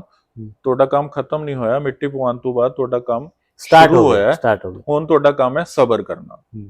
ਅਸਲੀ ਕੰਮ ਤੁਹਾਡਾ ਕੀ ਸ਼ੁਰੂ ਹੈ? ਤੁਹਾਡਾ ਹੁਣ ਕੰਮ ਹੋਇਆ ਸਬਰ ਕਰਨਾ, ਕਿ ਜਦੋਂ ਤੁਸੀਂ ਮਿੱਟੀ ਪਵਾਈ ਹੈ ਤੇ ਹੁਣ ਥੋੜਾ ਪੇਸ਼ੈਂਸ ਰੱਖੋ, ਥੋੜਾ ਉਹਨੂੰ ਟਾਈਮ ਦਿਓ, ਥੋੜਾ ਉਹਨੂੰ ਨੈਚੁਰਲ ਪਾਣੀ ਮਿਲੇ, ਥੋੜਾ ਤੁਸੀਂ ਉਹਨੂੰ ਪਾਣੀ ਛੱਡੋ, ਔਰ ਉਹ ਕੰਪਰੈਸ ਹੋਏ ਅੱਛੇ ਤਰੀਕੇ ਨਾਲ।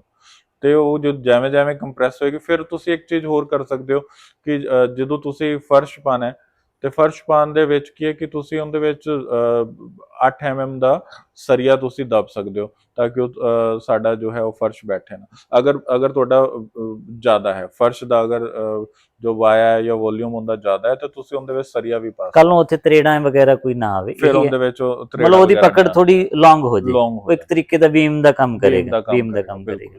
ਇਹ ਪਾਣੀ ਦਾ ਜਿਹੜਾ ਤੁਸੀਂ ਦੱਸਿਆ ਪ੍ਰੋਸੈਸ ਜੀ, ਇਹ ਪਾਣੀ ਦਾ ਪ੍ਰੋਸੈਸ ਕਿੰਨਾ ਹੋਣਾ ਚਾਹੀਦਾ ਤਕਰੀਬਨ? ਸਪੋਜ਼ ਕਰੋ ਜੀ ਅਸੀਂ ਮੇਰੇ ਘਰ ਦੇ ਵਿੱਚ ਫਰਸ਼ ਲਗਾਉਣਾ, ਤਾਂ ਅੱਜ ਅਸੀਂ ਭਰਤ ਪਾਉਣੀ ਸ਼ੁਰੂ ਕਰਤੀ, ਕੋਈ 5-10 ਟਰਾਲੀਆਂ ਜਿੰਨੀ ਕੁ ਉਹਦੀ ਮਤਲਬ ਨੀਡ ਹੈ, ਅਸੀਂ 5 ਟਰਾਲੀ ਉਹਦੇ ਵਿੱਚ ਅੰਦਰ ਗਏ ਤੇ ਉਹਨੂੰ ਵੀਕਲੀ ਇੱਕ ਪਾਣੀ ਦੇ ਦਈਏ ਜਾਂ 10 ਦਿਨ ਬਾਅਦ ਕੋਈ ਪਾਣੀ ਦੇ ਦਈਏ? ਮਤਲਬ ਰੈਗੂਲਰ ਪਾਣੀ ਦਿਓ ਉਹਨੂੰ, ਪਰ ਡੇ ਪਾਣੀ ਦਿਓ ਉਹਨੂੰ। ਅਗਰ ਤੁਸੀਂ ਸਵੇਰੇ ਔਰ ਸ਼ਾਮ ਵੀ ਪਾਣੀ ਦੇ ਸਕਦੇ ਹੋ, ਉਹਨੂੰ ਸਵੇਰੇ ਸ਼ਾਮ ਵੀ ਪਾਣੀ ਦਿਓ ਜੀ। ਮਤਲਬ ਉਹਨੂੰ ਪਾਣੀ ਉਦੋਂ ਤੱਕ ਦਿਓ ਜਦੋਂ ਤੱਕ ਤੁਹਾਨੂੰ ਉਹਦੇ ਉੱਤੇ ਚੱਲਦੇ ਹੋਏ ਤੁਹਾਨੂੰ ਫੀਲ ਨਾ ਹੋਏ ਕਿ ਇਹ ਨਿੱਗਰ ਹੋ ਗਈ ਹੈ। ਇੱਕ ਮਤਲਬ ਕਈ ਚੀਜ਼ਾਂ ਕਾਮਨ ਸੈਂਸ ਦੀਆਂ ਹੁੰਦੀਆਂ ਜਿੰਦੀ ਕੋਈ ਡਿਗਰੀ ਨਹੀਂ ਹੈ, ਕੋਈ ਚੀਜ਼ਾਂ ਕਾਮਨ ਸੈਂਸ ਦੀਆਂ ਵੀ ਹੁੰਦੀਆਂ ਕਿ ਤੁਸੀਂ ਤੁਹਾਨੂੰ ਲੱਗੇ ਕਿ ਇਹ ਥੋੜਾ ਨਿੱਗਰ ਹੋ ਗਿਆ, ਉਹ ਤੁਹਾਨੂੰ ਖੁਦ ਉਹਦੇ ਉੱਤੇ ਚੱਲ ਕੇ ਪਤਾ ਲੱਗ ਜਾਏਗਾ ਕਿ ਉਹ ਨਿੱਗਰ ਹੋ ਗਿਆ। ਥੋੜਾ ਟਾਈਮ ਦਿਓ ਉਹਨੂੰ ਬਸ, ਤੇ ਆਪਣੇ ਆਪ ਮਤਲਬ ਉਹਦਾ ਕੋਈ ਪੈਰਾਮੀਟਰ ਨਹੀਂ ਹੈ ਕਿ ਪਾਣੀ ਕਿੰਨਾ ਦੇਣਾ ਹੈ, ਬਸ ਉਹਦਾ ਇੱਕ ਹੀ ਪੈਰਾਮੀਟਰ ਹੈ ਕਿ ਰੈਗੂਲਰ ਦਿਓ, ਔਰ ਜਦੋਂ ਤੱਕ ਉਹ ਤੁਹਾਨੂੰ ਲੱਗੇ ਨਾ ਕਿ ਇਹ ਕੰਪਰੈਸ ਹੋ ਗਈ ਅੱਛੇ ਤਰੀਕੇ ਨਾਲ, ਉਦੋਂ ਤੱਕ ਤੁਸੀਂ ਪਾਣੀ ਦਿਓ।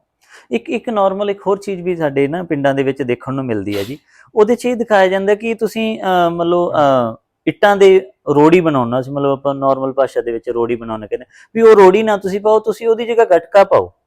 ਹਾਂ ਬਿਲਕੁਲ, ਗਟਕਾ ਪਾਓ ਤੁਸੀਂ, ਉਹ ਵੀ ਚੀਜ਼ ਹੋ ਸਕਦੀ ਹੈ। ਗਟਕਾ ਐਕਚੁਅਲ ਵਿੱਚ ਕੀ ਹੈ ਕਿ ਅਗਰ ਤੁਸੀਂ ਰੋੜੀ ਪਾਉਂਦੇ ਹੋ ਤਾਂ ਉਹਦੀ ਰੋੜੀ ਪਾਉਣ ਦੇ ਕਈ ਨੁਕਸਾਨ ਵੀ ਹੈ, ਤੁਹਾਡੀ ਸਲਾਬ ਵੀ ਆਉਂਦੀ ਹੈ ਉਹਦੀ ਰੋੜੀ ਪਾਉਣ ਨਾਲ ਨਾ ਤੁਹਾਡੀ। ਸੌਰੀ ਉਸੇ ਟੌਪਿਕ ਤੇ ਆਉਣ ਲੱਗਿਆ ਸੀਗਾ। ਅਗਰ ਤੁਸੀਂ ਗਟਕਾ ਪਾਉਂਦੇ ਹੋ ਤੇ ਤੁਹਾਡੀ ਜਿਹੜੀ ਹੈ ਉਹ ਮੇਰੇ ਖਿਆਲ ਨਾਲ ਸਲਾਬ ਦਾ ਤੁਸੀਂ 20% ਸਲਾਬ ਖਤਮ ਕਰ ਦਿੰਦੇ ਹੋ, ਅਗਰ ਤੁਸੀਂ ਗਟਕੇ ਦੇ ਨਾਲ ਖੁਦ ਪੱਥਰ ਮਤਲਬ ਪਾਣੀ ਨੂੰ ਅਬਜ਼ਰਵ ਕਰ ਲੈਂਦਾ। ਠੀਕ ਹੈ। ਅੱਛਾ, ਇੱਕ ਹੋਰ ਚੀਜ਼ ਵੀ ਇਸੇ ਤੇ ਮਤਲਬ ਇੱਕ ਨਵਾਂ ਕੁਐਸਚਨ ਤੁਹਾਡੇ ਨਾਲ ਆ ਗਿਆ, ਤੇ ਮੈਨੂੰ ਸ਼ਾਇਦ ਕਾਫੀ ਕੁਐਸਚਨ ਤੁਹਾਨੂੰ ਕਰ ਰਹੇ ਹਾਂ। ਕੋਈ ਦਿੱਕਤ ਨਹੀਂ ਹੈ। ਅਸੀਂ ਚਾਹੁੰਦੇ ਹਾਂ ਕਿ ਅਗਰ ਸਾਡਾ ਐਕਸਪੀਰੀਅੰਸ ਜਾਂ ਤੁਹਾਡਾ ਐਕਸਪੀਰੀਅੰਸ, ਜਿਵੇਂ ਸਪੋਜ਼ ਕਰੋ ਅਸੀਂ ਮੰਨ ਲਓ ਮੈਨੂੰ ਹਾਰਡਵੇਅਰ ਲਾਈਨ ਦਾ ਹੈਗਾ, ਜ਼ਿਆਦਾ ਨਹੀਂ ਕਹਿ ਸਕਦੇ ਤਾਂ ਕੁਛ ਨਾ ਕੁਛ ਨੌਲੇਜ ਹੈਗੀ ਆ। ਔਰ ਨਾ ਮੈਂ ਇਹ ਨਹੀਂ ਕਹਿੰਦਾ ਹੁੰਦਾ ਕਿ ਮੈਨੂੰ ਹਾਰਡਵੇਅਰ ਦੀ ਨੌਲੇਜ ਹੈ, ਮੈਨੂੰ ਕਿਚਨ ਹਾਰਡਵੇਅਰ, ਫਰਨੀਚਰ ਹਾਰਡਵੇਅਰ ਬਾਰੇ ਪਤਾ ਹੈ। ਬਹੁਤ ਸਾਰੇ ਆਰਕੀਟੈਕਟ ਮਿੱਤਰ ਮੇਰੇ, ਕਾਰਪੈਂਟਰ ਭਰਾ ਮੇਰੇ ਨਾਲ ਜੁੜੇ ਹੋਏ ਆ, ਜੋ ਪੁੱਛਦੇ ਰਹਿੰਦੇ ਕਿ ਆਹ ਨਵੀਂ ਚੀਜ਼ ਕਿਹੜੀ ਕੰਪਨੀ ਚ ਆਈ ਹੈ। ਮੈਂ ਵੀ ਐਗਜੀਬਿਸ਼ਨ ਤੇ ਜਾਂਦਾ ਰਹਿਣਾ, ਔਰ ਮੈਨੂੰ ਸਭ ਤੋਂ ਵੱਡੀ ਗੱਲ, ਜਾਣਾ ਐਗਜੀਬਿਸ਼ਨ ਤੇ ਇੱਕ ਅਲੱਗ ਗੱਲ ਹੈ, ਤੁਸੀਂ ਉੱਥੋਂ ਸਿੱਖ ਕੇ ਕੀ ਆਨੇ, ਠੀਕ ਹੈ। ਔਰ ਤੁਸੀਂ ਕਿਸੇ ਵੀ ਫੀਲਡ ਦੇ ਵਿੱਚ ਕੰਮ ਕਰੋ, ਅਸੀਂ ਆਫ ਦੀ ਕੈਮਰਾ ਗੱਲ ਕਰਦੇ, ਤੁਸੀਂ ਮੈਨੂੰ ਕਿਹਾ ਜੀ ਕਿ ਭਾਜੀ ਮੈਨੂੰ ਇੰਟਰਸਟ ਬਹੁਤ ਸੀ, ਬਿਲਕੁਲ ਠੀਕ ਹੈ, ਔਰ ਇੰਟਰਸਟ ਨੇ ਮੈਨੂੰ ਇੱਕ ਬਿਲਡਰ ਠੇਕੇਦਾਰ ਬਣਾਇਆ, ਇੰਟਰਸਟ ਨੇ ਮੈਨੂੰ ਇੱਕ ਐਜ ਏ ਇੰਟੀਰੀਅਰ ਦਾ ਕੰਮ ਕਰਨਾ ਸਟਾਰਟ ਕਰਵਾਇਆ। ਤੁਸੀਂ ਕੋਈ ਵੀ ਕੰਮ ਕਰੋ, XYZ ਕੁਛ ਵੀ ਤੁਸੀਂ ਕਰਦੇ ਹੋ, ਤਾਂ ਤੁਹਾਡਾ ਨਾ ਉਸ ਕੰਮ ਦੇ ਵਿੱਚ ਇੰਟਰਸਟ ਬਹੁਤ ਜ਼ਰੂਰੀ ਹੈ, ਠੀਕ ਹੈ। ਜਦੋਂ ਤੁਹਾਡਾ ਇੰਟਰਸਟ ਹੈ ਭਾਜੀ, ਆਟੋਮੈਟਿਕਲੀ ਤੁਸੀਂ ਉਸ ਕੰਮ ਨੂੰ ਸਿੱਖੋਗੇ, ਤੁਸੀਂ ਡੀਪਲੀ ਵੀ ਜਾਓਗੇ, ਤੁਹਾਨੂੰ ਇੰਟਰਸਟ ਹੋਏਗਾ। ਅਗਰ ਤੁਸੀਂ ਕਿਸੇ ਹੋਰ ਚੀਜ਼ਾਂ ਬਾਰੇ ਪੁੱਛਣਾ ਤਾਂ ਤੁਹਾਡਾ, ਮੰਨ ਲਓ ਕਈ ਵਾਰ ਕੀ ਹੁੰਦਾ ਨਾ, ਸਪੋਜ਼ ਕਰੋ ਕੋਈ ਪੇਂਟਰ ਹੈ ਜੀ, ਠੀਕ ਹੈ, ਤਾਂ ਪੇਂਟਰ ਹਮੇਸ਼ਾ, ਜਦੋਂ ਅਸੀਂ ਕਿਸੇ ਵੀ ਗਲੀ ਮੁਹੱਲੇ ਜਾਂ ਕਿਸੇ ਰੋਡ ਤੇ ਜਾਂਦੇ ਹਾਂ, ਤਾਂ ਪੇਂਟਰ ਹਮੇਸ਼ਾ ਪੇਂਟਰ ਤੇ ਪੇਂਟਿੰਗ ਤੇ ਨਜ਼ਰ ਮਾਰਦਾ ਰਹੇ, ਠੀਕ ਹੈ। ਉਸੇ ਤਰੀਕੇ ਨਾਲ ਸਾਡਾ ਫੀਲਡ ਹੈ, ਮੰਨ ਲਓ ਤੁਹਾਡਾ ਫੀਲਡ ਹੈ ਜੀ ਇੱਕ ਐਜ ਏ ਬਿਲਡਰ, ਅਸੀਂ ਇੱਕ ਕੋਠੀ ਬਣਾ ਕੇ ਦੇਣੀ ਜਾਂ ਕਿਸੇ ਕੰਟਰੈਕਟ ਪਕੜਨਾ, ਤਾਂ ਤੁਸੀਂ ਹਮੇਸ਼ਾ ਜਦੋਂ ਜਾਓਗੇ ਤਾਂ ਤੁਹਾਡੀ ਨਜ਼ਰ ਹਮੇਸ਼ਾ ਹੋਊਗੀ ਕਿ ਯਾਰ ਇਹ ਬਿਲਡਿੰਗ ਦਾ ਸਟਰਕਚਰ ਕਿੱਦਾਂ ਬਣਿਆ, ਠੀਕ ਹੈ, ਇਹਦਾ ਜਿਹੜਾ ਸਟਰਕਚਰ ਬਾਹਰੋਂ ਦਿਖਦਾ ਕਿੱਦਾਂ ਦੇ, ਠੀਕ ਹੈ, ਇਹਦਾ ਵਿਊ ਕਿੱਦਾਂ ਦਾ ਹੈ, 2 ਵੇਕ ਕਿੱਦਾਂ ਦਾ, 3D ਵਿਊ ਕਿੱਦਾਂ ਦਾ ਹੈ। ਉਸੇ ਤਰੀਕੇ ਨਾਲ ਸਾਡਾ ਇੰਟਰਸਟ, ਮੰਨ ਲਓ ਕਿਚਨ ਲਾਈਨ ਚ, ਅਸੀਂ ਜਿਸ ਕਿਸੇ ਦੇ ਘਰ ਵੀ ਕਿਚਨ ਜਾਂਦੇ ਹਾਂ ਤਾਂ ਸਾਡੀ ਆਦਤ, ਅਸੀਂ ਖੋਲ ਕੇ ਦੇਖਦੇ ਹਾਂ ਕਿ ਯਾਰ ਇਹਦੇ ਚੈਨਲ ਕਿਹੜੇ ਲੱਗੇ ਆ, ਇਹ ਜਰਮਨ ਲਾਏ ਆ ਜਾਂ ਬੰਦੇ ਨੇ ਟੋਕਰੀਆਂ ਲਗਾਈਆਂ, ਜੋ ਤੁਹਾਡੇ ਫੀਲਡ ਹੈ ਨਾ। ਦੇਖੋ ਹਰ ਇਨਸਾਨ ਜੀ ਕੁਛ ਨਾ ਕੁਛ ਪਰ ਡੇ ਸਿੱਖਦਾ, ਠੀਕ ਹੈ, ਔਰ ਮੈਨੂੰ ਇਹ ਲੱਗਦਾ ਕਿ ਸਿੱਖਣ ਦੀ ਏਜ ਕੋਈ ਨਹੀਂ, ਪਰ ਸਿੱਖਣਾ ਵੀ ਚਾਹੀਦਾ। ਕਈ ਵਾਰ ਨਾ ਕੁਝ ਪਰਸਨ ਸਾਨੂੰ ਮਾਰਕੀਟ ਦੇ ਵਿੱਚ ਵੀ ਮਤਲਬ ਕਈ ਵਾਰ ਮਿਲ ਜਾਂਦਾ, ਉਹਨੂੰ ਅਗਰ ਅਸੀਂ ਕੋਈ ਸਲਾਹ ਦਿੰਦੇ ਹਾਂ ਤਾਂ ਉਹ ਮੰਨਦਾ ਕਿ ਯਾਰ ਸਾਨੂੰ ਬਹੁਤ ਕੁਝ ਪਤਾ ਹੈ, ਪਰ ਮੈਨੂੰ ਇਹ ਲੱਗਦਾ ਵੀ ਜੇ ਤੁਹਾਨੂੰ ਸਭ ਕੁਝ ਪਤਾ ਵੀ ਹੋਵੇ ਨਾ, ਫਿਰ ਵੀ ਤੁਹਾਨੂੰ ਕਿਸੇ ਇਨਸਾਨ ਨੂੰ ਸੁਣ ਲੈਣਾ ਚਾਹੀਦਾ, ਚਾਹੇ ਉਹਦਾ ਐਕਸਪੀਰੀਅੰਸ ਸਾਲ ਦਾ ਹੀ ਹੋਵੇ, ਚਾਹੇ ਉਹਨੂੰ 6 ਮਹੀਨੇ ਇਸ ਲਾਈਨ 'ਚ ਹੋਣ, ਚਾਹੇ ਉਹਨੂੰ 10 ਸਾਲ ਹੋਣ। ਕਈ ਵਾਰ ਕੀ ਹੁੰਦਾ ਕਿ ਉਹ 1 ਸਾਲ ਦਾ ਪਰਸਨ ਵੀ ਨਾ ਕਿਸੇ 10 ਸਾਲ ਦੇ ਜਾਂ 15 ਸਾਲ ਦੇ ਦਾ ਜੋ ਐਕਸਪੀਰੀਅੰਸ ਆ ਉਹ ਇਕੱਠਾ ਕਰੀ ਫਿਰਦਾ ਹੁੰਦਾ, ਠੀਕ ਹੈ। ਸਪੋਜ਼ ਕਰੋ ਅਸੀਂ ਗੱਲ ਕਰ ਰਹੇ ਹਾਂ ਜੀ, ਤੁਹਾਡੀ ਟੀਮ ਦੇ ਵਿੱਚ ਵੀ ਬਹੁਤ ਸਾਰੇ ਬੰਦੇ ਹੋਣਗੇ ਜਿਹੜੇ ਤੁਹਾਡੇ ਨਾਲ ਇਦਾਂ ਅਟੈਚ ਹੋਣਗੇ ਕਿ ਭਾਜੀ ਯਾਰ ਇਹ ਚੀਜ਼ ਮੈਨੂੰ ਦੱਸਿਓ, ਸਮਝ ਨਹੀਂ ਆਈ, ਔਰ ਕੁਝ ਪਰਸਨ ਤੁਹਾਡੇ ਇਦਾਂ ਦੇ ਹੋਣਗੇ ਕਿ ਚੱਲ ਮੈਨੂੰ ਸਭ ਪਤਾ ਭਾਜੀ ਨੇ ਦੱਸਿਆ, ਗਲਤ ਹੋ ਗਿਆ ਸਹੀ ਹੋ ਗਿਆ, ਉਹ ਅਸੀਂ ਕਰ ਦੇਣਾ, ਠੀਕ ਹੈ। ਤਾਂ ਹਰ ਇੱਕ ਤਰੀਕੇ ਦਾ ਪੋਜ਼ਿਟਿਵ ਲਓ ਜੀ, ਹਰ ਇੱਕ ਆਈਟਮ ਨੂੰ, ਹਰ ਚੀਜ਼ ਜ਼ਿੰਦਗੀ 'ਚ ਤੁਸੀਂ ਸਿੱਖਣਾ, ਤੁਸੀਂ ਕੋਈ ਕੰਮ ਕਰਦੇ ਹੋ ਉਹਨੂੰ ਪੋਜ਼ਿਟਿਵ ਲਓ। ਜੋ ਪਰਸਨ ਤੁਹਾਨੂੰ ਸਲਾਹ ਦੇ ਰਿਹਾ, ਤੁਹਾਨੂੰ ਲੱਗਦਾ ਹੈ ਕਿ ਮੇਰੇ ਫੀਲਡ ਦੇ ਰਿਲੇਟਡ ਹੈ, ਤਾਂ ਉਹ ਸਲਾਹ ਤੁਸੀਂ ਭਾਜੀ ਜ਼ਰੂਰ ਬਿਲਕੁਲ ਲੈਣੀ ਚਾਹੀਦੀ ਹੈ, ਠੀਕ ਹੈ। ਤਾਂ ਉਹ ਤੁਹਾਡੀ ਕਾਮਯਾਬੀ ਦਾ ਨਾ ਸੀੜੀ ਹੈ, ਬਿਲਕੁਲ ਸਮਝ ਲਓ, ਠੀਕ ਹੈ ਵੀ ਤੁਸੀਂ ਸੀੜੀ ਚੜੀ ਨਹੀਂ, ਪਰ ਤੁਹਾਨੂੰ ਉਹ ਪੈਰ ਚੱਕਣ ਲਈ ਮਜਬੂਰ ਕਰ ਦਿੰਦੀ, ਠੀਕ ਹੈ ਜੀ। ਜਾਂ ਮੈਂ ਕੁਝ ਗਲਤ ਕਹਿ ਰਿਹਾ? ਨਹੀਂ, ਬਿਲਕੁਲ ਠੀਕ ਕਹਿ ਰਹੇ ਹੋ ਜੀ ਤੁਸੀਂ। ਮੇਰੀ ਲਾਈਫ ਦਾ ਤੇ ਰਿਹਾ ਹੀ ਇਹੀ ਹੈ ਕਿ ਤੁਸੀਂ ਹੌਲੀ ਹੌਲੀ ਹੌਲੀ ਹੌਲੀ ਸਿੱਖਦੇ ਜਾਓ, ਔਰ ਇੱਕ ਇੱਕ ਪੌੜੀ ਕਰਕੇ ਤੁਸੀਂ ਅੱਗੇ ਵਧਦੇ ਜਾਓ, ਔਰ ਵੱਡਾ ਛੋਟਾ ਉੱਪਰ ਨੀਚੇ ਤੁਸੀਂ ਇੱਧਰ ਇਸ ਪਾਸੇ ਧਿਆਨ ਹੀ ਨਾ ਦਿਓ, ਨੈਗੇਟਿਵ ਲੋਕਾਂ ਵਾਲੇ ਪਾਸੇ ਤੁਸੀਂ ਧਿਆਨ ਹੀ ਨਾ ਦਿਓ, ਆਪਣੇ ਕੰਮ ਵਾਲੇ ਪਾਸੇ ਧਿਆਨ ਰੱਖੋ। ਅਗਰ ਤੁਸੀਂ ਸਹੀ ਹੋ ਤੇ ਕਾਮਯਾਬੀ ਮਿਲਣੀ ਤੈਅ ਹੈ। ਹਾਂ, ਟਾਈਮ ਜ਼ਰੂਰ ਲੱਗ ਸਕਦਾ, ਇਹ ਮੇਰੀ ਜ਼ਿੰਦਗੀ ਦਾ ਵੀ ਐਕਸਪੀਰੀਅੰਸ ਹੈ ਜੀ ਕਿ ਹਰ ਫੀਲਡ ਦੇ ਵਿੱਚ ਸਾਨੂੰ ਥੋੜਾ ਜਿਹਾ ਟਾਈਮ ਲੱਗਿਆ। ਕਈ ਵਾਰ ਕੀ ਹੁੰਦਾ ਨਾ, ਤੁਹਾਡੇ ਫੀਲਡ ਦੇ ਵਿੱਚ ਵੀ ਹੁਣ ਨਾ ਬੜੇ, ਚਲੋ ਮੈਂ ਸ਼ਬਦ ਨਹੀਂ ਬੋਲਾਂ, ਪੋਲਿਟਿਕਸ ਬੜੀ ਆ ਗਈ ਹੈ, ਹਰ ਕੰਮ 'ਚ ਲਗਾ ਲਓ ਜਾਂ ਜੌਬ 'ਚ ਲਗਾ ਲਓ, ਤਾਂ ਕਈ ਵਾਰ ਤੁਹਾਡੇ ਨਾਲ ਬਹੁਤ ਕੁਝ ਹੋ ਜਾਂਦਾ ਜ਼ਿੰਦਗੀ 'ਚ, ਪਰ ਉਹ ਤੁਹਾਡੀ ਕਾਮਯਾਬੀ ਨੂੰ ਰੋਕ ਨਹੀਂ ਸਕਦੇ, ਕਿਉਂਕਿ ਤੁਹਾਡਾ ਜੋ ਟੈਲੈਂਟ ਹੈ ਨਾ, ਉਹਦਾ ਇੱਕ ਹੱਲ ਹੈ ਕਿ ਲਾਈਫ ਵਿੱਚ ਇਗਨੋਰ ਕਰਨਾ ਸਿੱਖੋ। ਬਸ ਜੇ ਤੁਹਾਨੂੰ ਇਗਨੋਰ ਕਰਨਾ ਆ ਗਿਆ, ਤੁਹਾਨੂੰ ਕੋਈ ਹਰਾ ਨਹੀਂ। ਇਗਨੋਰ ਦੇ ਨਾਲ ਪੇਸ਼ੈਂਸ, ਇਹ ਦੋਨੋਂ ਹੀ ਅਗਰ ਤੁਸੀਂ ਦੋਨਾਂ ਨੂੰ ਜੁਆਇੰਟ ਕਰ ਲਿਆ, ਤਾਲਮੇਲ ਅਗਰ ਇਹਨਾਂ ਦਾ ਬਿਠਾ ਲਿੱਤਾ, ਤੇ ਤੁਸੀਂ ਜ਼ਿੰਦਗੀ ਵਿੱਚ ਤੁਹਾਨੂੰ ਕੋਈ ਰੋਕ ਨਹੀਂ ਸਕਦਾ। ਬਿਲਕੁਲ ਬਿਲਕੁਲ। ਮਤਲਬ ਇਹ ਨਹੀਂ ਅਸੀਂ ਮਤਲਬ ਸਰ ਨਾਲ ਗੱਲਾਂ ਕਰਦੇ ਹਾਂ ਕੁਝ, ਕਿਉਂਕਿ ਅਸੀਂ ਬਹੁਤ ਹੀ ਪ੍ਰੋਫੈਸ਼ਨਲੀ ਇੰਟਰਵਿਊ ਨਹੀਂ ਕਰ ਰਹੇ, ਠੀਕ ਹੈ। ਜੋ ਆਪਣੇ ਮਨ ਦੀਆਂ ਜੋ ਗੱਲਾਂ, ਅਸੀਂ ਚਾਹੁੰਦੇ ਹਾਂ ਕਿ ਜੋ ਸਾਡਾ ਐਕਸਪੀਰੀਅੰਸ ਹੈ, ਭਾਜੀ ਦਾ ਐਕਸਪੀਰੀਅੰਸ ਹੈ, ਉਹ ਕਿਸੇ ਹੋਰ ਨੂੰ ਮਿਲੇ, ਸੋ ਦੈਟ ਕਿ ਸਾਰੇ ਕਿਸੇ ਭੈਣ ਭਰਾ ਜੋ ਹੋ ਸਕਦਾ ਵੀ ਕਿਸੇ ਅੱਛੀ ਜਗ੍ਹਾ, ਜਾਂ ਹੋ ਸਕਦਾ ਉਹਨੂੰ ਕੋਈ ਅੱਛੇ ਬਿਲਡਰ ਤੱਕ ਉਹਦੀ ਅਪਰੋਚ ਨਾ ਹੋਵੇ, ਠੀਕ ਹੈ, ਤਾਂ ਉਹ ਉਸ ਦੀ ਜਾਣਕਾਰੀ ਲੈ ਸਕੇ। ਤੇ ਇਹ ਜਾਣਕਾਰੀ ਦੇ ਨਾਲ ਅਗਰ ਕਿਸੇ ਭੈਣ ਭਰਾ ਦਾ ਸਾਡਾ ਫਾਇਦਾ ਹੁੰਦਾ, ਤਾਂ ਸਾਨੂੰ ਲੱਗਦਾ ਕਿ ਅਸੀਂ ਕੁਛ ਨਾ ਕੁਛ 100 ਦੇ ਵਿੱਚੋਂ 1 ਨਾ 1% ਅਸੀਂ ਹਿੱਸਾ ਸੇਵਾ 'ਚ ਪਾਇਆ। ਬਿਲਕੁਲ ਬਿਲਕੁਲ, ਅਸੀਂ ਸਰਵ ਕੀਤਾ।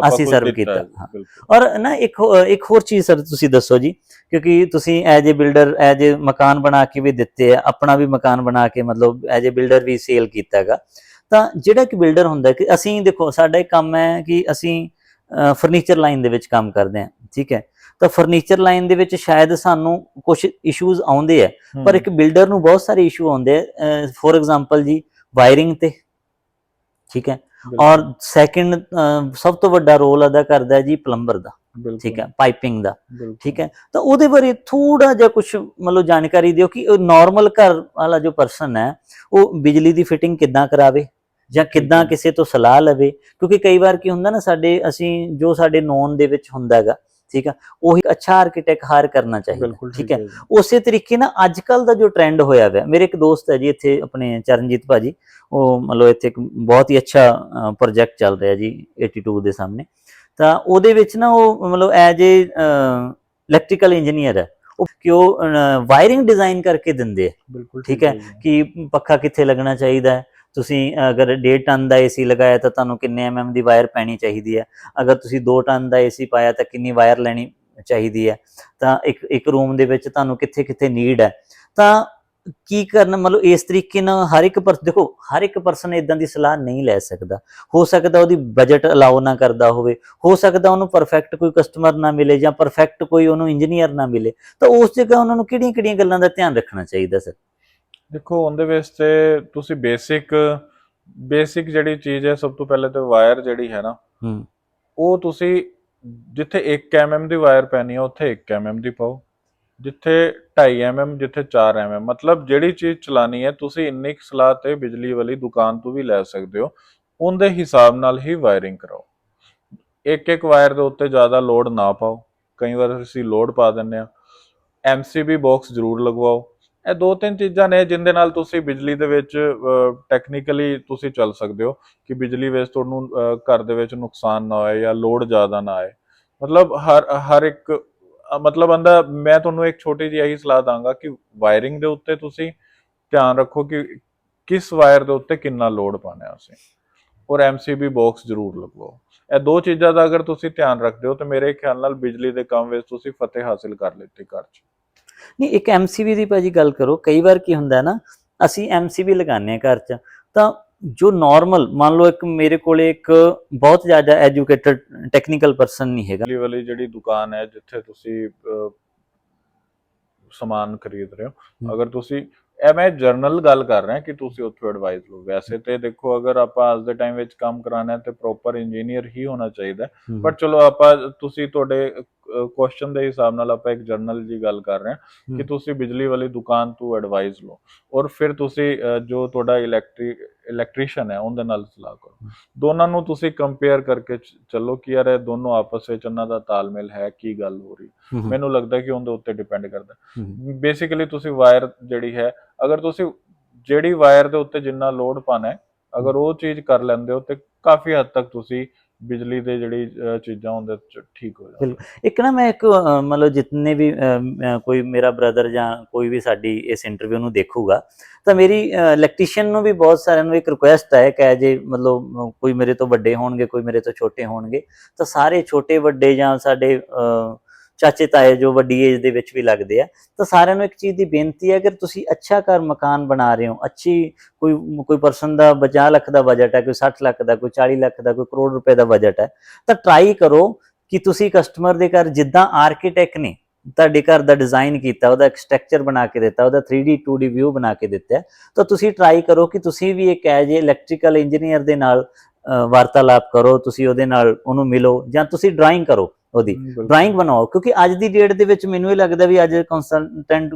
ਕਾਫੀ ਪਰਸਨ ਆ ਗਏ ਆ ਜਿਨ੍ਹਾਂ ਨੇ ਲੜਕਿਆਂ ਨੇ ਡਿਗਰੀ ਕੀਤੀ ਹੋਈ। ਜਿਹੜੀ ਪਰਸਨ ਦੀ ਮੈਂ ਵੀ ਤੁਹਾਡੇ ਨਾਲ ਗੱਲ ਕੀਤੀ ਹੈ, ਉਹ ਬਹੁਤ ਸਾਰੇ ਲੁਧਿਆਣਾ ਦੇ ਆਰਕੀਟੈਕਟ ਨਾਲ ਵੀ ਜੁੜਿਆ ਹੋਇਆ, ਉਹਨਾਂ ਨੂੰ ਡਰਾਇੰਗ ਰੈਡੀ ਕਰਕੇ ਦਿੰਦਾ, ਕਿਉਂਕਿ ਬਹੁਤ ਸਾਰੇ ਜਿਹੜੇ ਅੱਛੇ ਜਾਂ ਐਜੂਕੇਟਡ ਆਰਕੀਟੈਕਟ ਆ ਉਹ ਤਾਂ ਆਪ ਵੀ ਅੱਜ ਕੱਲ੍ਹ ਰੈਡੀ ਕਰ ਲੈਂਦੇ ਆ। ਪਰ ਕਈ ਵਾਰ ਕੀ ਹੁੰਦਾ, ਆਰਕੀਟੈਕਟ ਕੋਲੇ ਇੰਨਾ ਡੀਪਲੀ ਟਾਈਮ ਨਹੀਂ ਹੁੰਦਾ ਕਿ ਉਹ ਇੱਕ ਰੂਮ ਦੀਆਂ ਸਾਰੀ ਦੀ ਸਾਰੀ ਤੁਹਾਨੂੰ ਕੱਢ ਕੇ ਦੇਵੇ ਜਾਂ ਤੁਹਾਨੂੰ ਪ੍ਰੋਪਰ ਗਾਈਡ ਕਰੇ।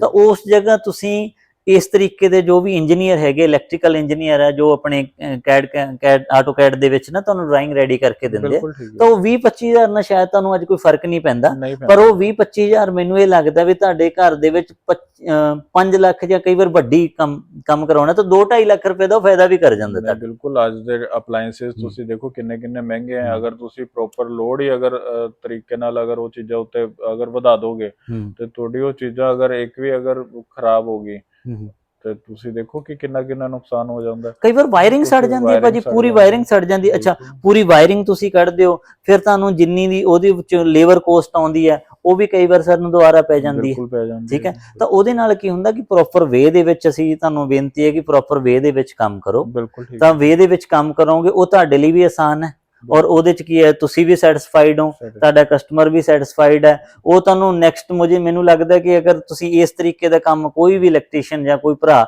ਚਾਹੇ ਬਹੁਤ ਹੀ ਲੰਬਾ ਚੌੜਾ ਉਹਦੇ ਕੋਲ ਐਕਸਪੀਰੀਅੰਸ ਹੋਵੇ, ਅਗਰ ਉਹ ਵੀ ਪ੍ਰੋਫੈਸ਼ਨਲੀ ਵੇ ਨਾਲ ਚੱਲੂਗਾ ਤਾਂ ਮੈਨੂੰ ਇਹ ਲੱਗਦਾ ਕਿ ਅਗਲੇ ਕੰਮ ਉਹਨੂੰ ਮੰਗਣ ਦੀ ਜ਼ਰੂਰਤ ਨਹੀਂ ਪੈਣੀ, ਉਹਨੂੰ ਆਟੋਮੈਟਿਕਲੀ ਹੀ ਕੰਮ ਆਊਗਾ। ਬਿਲਕੁਲ ਠੀਕ ਹੈ ਜੀ।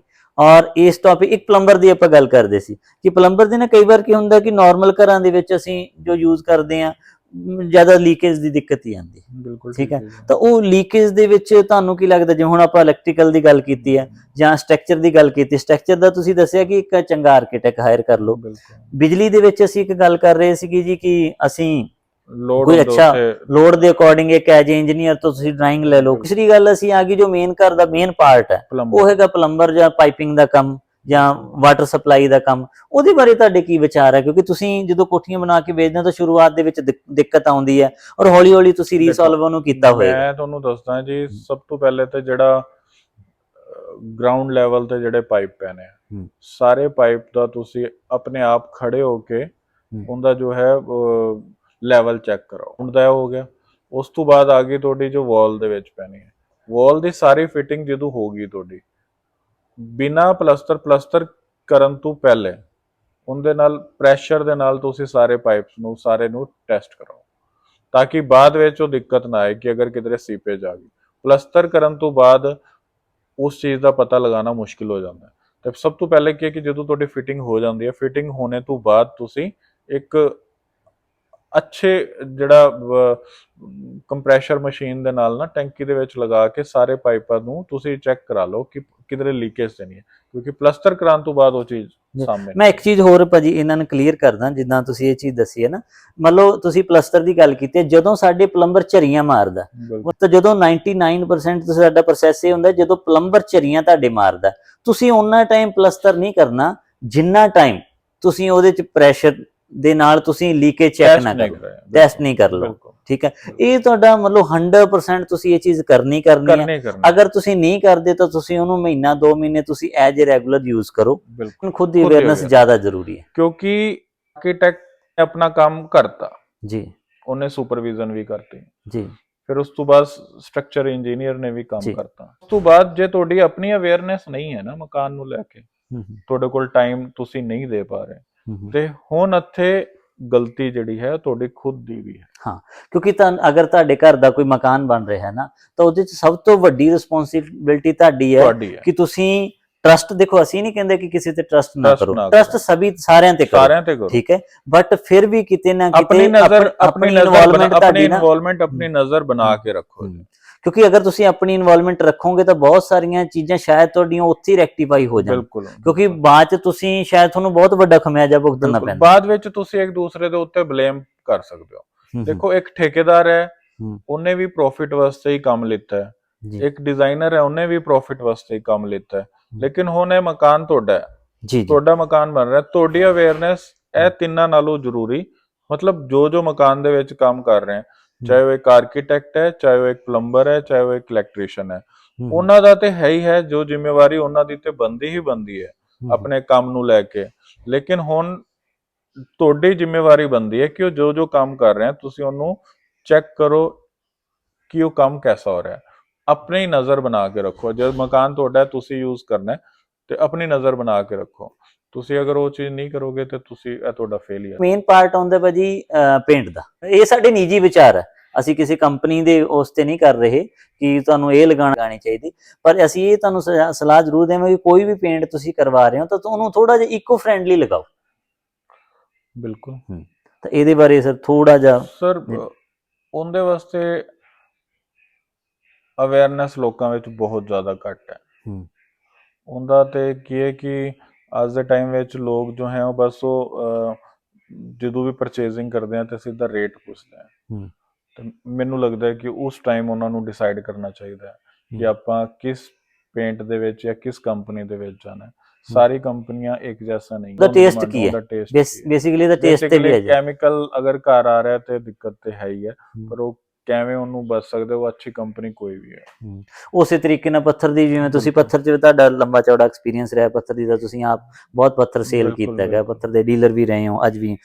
ਤੇ ਪੱਥਰ ਦੇ ਵਿੱਚ ਵੀ ਬਹੁਤ ਸਾਰੇ ਪੱਥਰ ਇਦਾਂ ਦੇ ਆ ਭਾਜੀ ਕਿ ਜਿਹੜੇ ਕੰਪੋਜਿਟ ਪੱਥਰ ਰੈਡੀ ਹੁੰਦਾ ਅਸੀਂ ਮਾਰਕੀਟ ਦੇ ਵਿੱਚ ਸੁਣਦੇ ਆ, ਉਹ ਮਤਲਬ ਨਿੱਜੀ ਵਿਚਾਰ ਇਸ ਕਰਕੇ ਕਿਉਂਕਿ ਅਸੀਂ ਜਿੰਨੀ ਕੁ ਅਸੀਂ ਮਾਰਕੀਟ ਤੋਂ ਗੱਲਾਂ ਸੁਣਦੇ ਆ ਜਾਂ ਜਿੰਨਾ ਕੁ ਅਸੀਂ ਐਕਸਪੀਰੀਅੰਸ ਕਰਦੇ ਆ, ਕਿਉਂਕਿ ਕਈ ਵਾਰ ਕੀ ਹੁੰਦਾ ਨਾ, ਅਸੀਂ ਪਾਲਿਸ਼ ਕਰਵਾ ਲਈ ਜੀ, ਅਸੀਂ ਘਰ ਦੇ ਵਿੱਚ ਕੰਪੋਜਿਟ ਪੱਥਰ ਲਗਾ ਲਿਆ ਤਾਂ ਉਹ ਕਿੰਨੇ ਹਾਰਡ ਕੈਮੀਕਲ ਨਾਲ ਬਣੇ ਆ, ਕਿਉਂਕਿ ਉਹ ਸਾਰੀਆਂ ਚੀਜ਼ਾਂ ਕਈ ਵਾਰ ਨੇਚੁਰਲ ਨਹੀਂ ਹੁੰਦੀਆਂ। ਨੇਚੁਰਲ ਪੱਥਰ ਵੀ ਮਾਰਕੀਟ 'ਚ ਮਿਲਦਾ ਜੀ, ਠੀਕ ਹੈ, ਪਰ ਸਾਡਾ ਕਈ ਵਾਰ ਬਜਟ ਅਲਾਓ ਨਹੀਂ ਕਰਦਾ, ਠੀਕ ਹੈ। ਜਦੋਂ ਬਜਟ ਅਲਾਓ ਨਹੀਂ ਕਰਦਾ ਤਾਂ ਅਸੀਂ ਹੋਰ ਤਰੀਕੇ ਦੇ ਪੱਥਰਾਂ ਨੂੰ ਚੂਜ਼ ਕਰਦੇ ਹਾਂ। ਜਦੋਂ ਚੁੱਲ੍ਹੇ ਤੇ ਹੀਟ ਹੁੰਦੀ ਹੈ ਔਰ ਅਸੀਂ ਉਹਦੇ ਤੇ ਕੀ ਦੁੱਧ ਗਰਮ ਕਰ ਲਿਆ, ਸਬਜ਼ੀ ਗਰਮ ਕਰ ਲਈ, ਤਾਂ ਸਾਡੇ ਘਰ ਦੇ ਵਿੱਚ ਕੀ ਸਾਡੀਆਂ ਮਾਤਾ ਭੈਣਾਂ, ਮੇਰੇ ਘਰ 'ਚ ਵੀ ਯੂਜ਼ ਹੁੰਦਾ, ਤਾਂ ਉਹ ਹਲਕਾ ਜਿਹਾ ਜਦੋਂ ਗੈਸ ਚੱਲਦਾ ਜਾਂ ਉਹਦੇ ਵਿੱਚ ਕੋਈ ਬਰਤਨ ਗਰਮ ਹੁੰਦਾ ਤਾਂ ਉਹਨੂੰ ਅਸੀਂ ਸਲੈਬ ਤੇ ਰੱਖ ਦਿੰਦੇ ਹਾਂ, ਠੀਕ ਹੈ। ਤਾਂ ਉਹਦੇ ਚੋਂ ਨਾ ਬੜੀਆਂ ਹਾਰਮਫੁਲ ਗੈਸਸ ਪ੍ਰੋਡਿਊਸ ਹੁੰਦੀਆਂ, ਠੀਕ ਹੈ, ਜੋ ਵੀ ਸਾਡੇ ਲਈ ਬਹੁਤ ਨੁਕਸਾਨਦੇਹ, ਕਿਉਂਕਿ ਸਾਨੂੰ ਉਹ ਦਿਖਦੀਆਂ ਨਹੀਂ ਹੈਗੀਆਂ, ਠੀਕ ਹੈ। ਤਾਂ ਉਸ ਲਈ ਟਰਾਈ ਕਰੋ ਕਿ ਅੱਛੇ ਕੰਸਲਟੈਂਟ, ਨੈਚੁਰਲ ਚੀਜ਼ਾਂ ਹਾਂ ਟਰਾਈ ਕਰੋ, ਨੈਚੁਰਲ ਚੀਜ਼ਾਂ, ਨੈਚੁਰਲ ਵੀ ਬੜੇ ਦੀ ਜਗ੍ਹਾ ਚਾਹੇ ਛੋਟਾ ਲੱਗ ਜੇ, ਠੀਕ ਹੈ, ਕਿਉਂਕਿ ਨੈਚੁਰਲ ਚੀਜ਼ਾਂ ਜਿੰਨੀਆਂ ਤੁਸੀਂ ਦੇਖੋ ਹੁਣ ਅੱਜ ਦੇ ਟਾਈਮ ਵਿੱਚ ਲੋਕ ਜੋ ਹੈ ਉਹ ਲੱਕੜ ਤੋਂ ਦੂਰ ਹੁੰਦੇ ਜਾ ਰਹੇ ਆ ਔਰ ਕੰਪੋਜ਼ ਆਪਣਾ ਪਲਾਈ ਬੋਰਡ ਦੇ ਵਿੱਚ ਆ ਗਏ। ਦੇਖੋ ਜਿੱਥੇ ਕੈਮੀਕਲ ਯੂਜ਼ ਹੋਏਗਾ ਉੱਥੇ ਇਹ ਸਾਰੀ ਚੀਜ਼ਾਂ ਰਹਿਣਗੀਆਂ ਹੀ ਰਹਿਣਗੀਆਂ, ਨੁਕਸਾਨ ਹੈ ਹੀ ਹੈ। ਉਹਦੇ ਬਾਰੇ ਆਪਾਂ ਮੈਨੂੰ ਲੱਗਦਾ ਕਿ ਕਿਉਂਕਿ ਉਨੀ ਹੀ ਵੀਡੀਓ ਲੰਬੀ ਹੁੰਦੀ ਜਾਏਗੀ, ਜਿੰਨਾ ਅਸੀਂ ਜ਼ਿਆਦਾ ਟੌਪਿਕ ਛੇੜਾਂਗੇ। ਆਪਾਂ ਨੂੰ ਇੱਕ ਚੀਜ਼ ਕਰਨੀ ਚਾਹੀਦੀ ਹੈ ਕਿ ਜਿੰਨਾ ਆਪਾਂ ਨੈਚੁਰਲ ਚੀਜ਼ਾਂ ਦੀ ਵਰਤੋਂ ਕਰ ਸਕਦੇ ਹਾਂ ਉਨਾ ਕਰੀਏ। ਬਿਲਕੁਲ ਬਿਲਕੁਲ ਬਿਲਕੁਲ, ਮਤਲਬ ਟਰਾਈ ਇਹ ਕਰੋ ਕਿ ਜਿੰਨੀਆਂ ਚੀਜ਼ਾਂ ਅਸੀਂ ਨੈਚੁਰਲ ਯੂਜ਼ ਬਚ ਸਕਦੇ ਹੋ ਉਹਨਾਂ ਬਚੋ, ਕਿਉਂਕਿ ਪੁਰਾਣੇ ਟਾਈਮ ਦੇ ਵਿੱਚ ਅਸੀਂ ਦੇਖਾਂਗੇ ਨਾ ਜੀ, ਸ਼ਾਇਦ ਘਰਾਂ ਦੇ ਵਿੱਚ ਪੇਂਟ ਵੀ ਨਹੀਂ ਹੁੰਦਾ ਸੀ, ਸਾਡੇ ਚੂਨਾ ਹੁੰਦਾ ਸੀਗਾ, ਤਾਂ ਉਦੋਂ ਸ਼ਾਇਦ ਇੰਨੀਆਂ ਬਿਮਾਰੀਜ਼ ਨਹੀਂ ਸੀ। ਇਹ ਤਾਂ ਅਸੀਂ ਵੀ ਕਈ ਵਾਰ ਐਂਡ ਕਸਟਮਰ ਨੂੰ ਵੀ ਮਿਲਦੇ ਹਾਂ, ਸਾਡੇ ਬਹੁਤ ਸਾਰੇ ਮਿੱਤਰ ਭਰਾ ਐਂਡ ਕਸਟਮਰ ਸਾਡੇ ਕੋਲ ਜੋ ਸਮਾਨ ਖਰੀਦਦੇ ਆ ਉਹ ਡਾਕਟਰ ਵੀ ਹੈ ਜੀ, ਠੀਕ ਹੈ। ਤਾਂ ਬਹੁਤ ਸਾਰੇ ਡਾਕਟਰ ਸਾਨੂੰ ਸਾਡੇ ਨਾਲ ਅਸੀਂ ਡਿਸਕਸ ਕਰਦੇ ਹਾਂ ਤਾਂ ਬਹੁਤ ਸਾਰੀਆਂ ਚੀਜ਼ਾਂ ਉਹ ਦੱਸਦੇ ਆ ਕਿ ਜਦੋਂ ਦੇ ਅਸੀਂ ਮਾਡਰਨ ਹੋ ਗਏ, ਜਦੋਂ ਦੇ ਅਸੀਂ ਮਾਡਰਨ ਹਾਊਸ ਦੇ ਵਿੱਚ ਆ ਗਏ ਹਾਂ, ਤਾਂ ਉਦੋਂ ਬਾਅਦ ਇਹ ਸਾਰੀਆਂ ਚੀਜ਼ਾਂ ਨੂੰ ਅਸੀਂ ਬੁਲਾਵਾ ਦਿੱਤਾ। ਅਸੀਂ ਐਕਚੁਅਲ ਕੀ ਬਿਮਾਰੀਆਂ ਨੂੰ ਅਸੀਂ ਆਪਣੇ ਆਪ ਖਿੱਚ ਰਹੇ ਹਾਂ। ਘਰ ਦੇ ਖਾਣੇ ਤੋਂ ਲੈ ਕੇ, ਮਤਲਬ ਮੈਂ ਇੱਕ ਕਿਸਾਨ ਫੈਮਿਲੀ ਤੋਂ ਬਿਲੋਂਗ ਕਰਦਾ, ਮੇਰੇ ਘਰ ਦੇ ਖੇਤੀ ਕਰਦੇ ਆ। ਬਹੁਤ ਸਾਰੇ ਪਰਸਨਾਂ ਨੂੰ ਅਸੀਂ ਮਤਲਬ ਮੁਬਾਰਕਬਾਦ ਦਿੰਦੇ ਹਾਂ ਜਿਹੜੇ ਨੈਚੁਰਲ ਖੇਤੀ ਵੱਲ ਤੁਰੇ ਆ ਜੀ, ਠੀਕ ਹੈ। ਤਾਂ ਉਹ ਉਹਨਾਂ ਦਾ ਬਹੁਤ ਹੀ ਅੱਛਾ ਉਪਰਾਲਾ ਹੈ, ਠੀਕ ਹੈ। ਔਰ ਮੈਂ ਚਾਹੂੰਗਾ ਕਿ ਜਿਵੇਂ ਭਾਈ ਸਾਹਿਬ ਨੇ ਕਿਹਾ ਵੀ ਜਿੰਨੀਆਂ ਚੀਜ਼ਾਂ ਤੁਸੀਂ ਨੈਚੁਰਲ ਕਰ ਸਕਦੇ ਹੋ ਨੈਚੁਰਲ ਕਰੋ, ਚਾਹੇ ਖਾਣੇ ਤੋਂ ਲੈ ਕੇ ਸਾਡੀ ਡੇਲੀ ਰੂਟੀਨ ਜਿੱਥੋਂ ਸਟਾਰਟ ਹੁੰਦੀ ਹੈ, ਜਿੱਥੋਂ ਸਾਡੀ ਜ਼ਿੰਦਗੀ ਦੀ ਸ਼ੁਰੂਆਤ ਹੁੰਦੀ ਹੈ, ਚਾਹੇ ਉਹ ਬੋਡੀ ਬਿਲਡਅਪ ਹੈ ਚਾਹੇ ਉਹ ਬਿਲਡਿੰਗ ਬਿਲਡਅਪ ਹੈ, ਹਾਂ ਮਤਲਬ ਦੋਨਾਂ ਪੈਰਲਲ ਚੱਲਦੀਆਂ। ਔਰ ਦੋਨਾਂ ਤੇ ਅਗਰ ਤੁਸੀਂ ਧਿਆਨ ਦਿਓਗੇ ਤਾਂ ਮੈਨੂੰ ਇਹ ਲੱਗਦਾ ਕਿ ਤੁਹਾਡੀ ਲਾਈਫ ਜ਼ਿਆਦਾ ਸੁਖਾਲੀ ਹੋ ਜਾਣੀ ਔਰ ਤੁਸੀਂ ਲੌਂਗ ਲਾਈਫ ਔਰ ਬੜੀ ਪੀਸਫੁਲ ਲਾਈਫ ਜਿਓਗੇ। ਬਿਲਕੁਲ। ਇੰਨੀਆਂ ਕੁ ਤੁਹਾਡੇ ਨਾਲ ਜਾਣਕਾਰੀਆਂ ਸਾਂਝੀਆਂ ਕਰਨੀਆਂ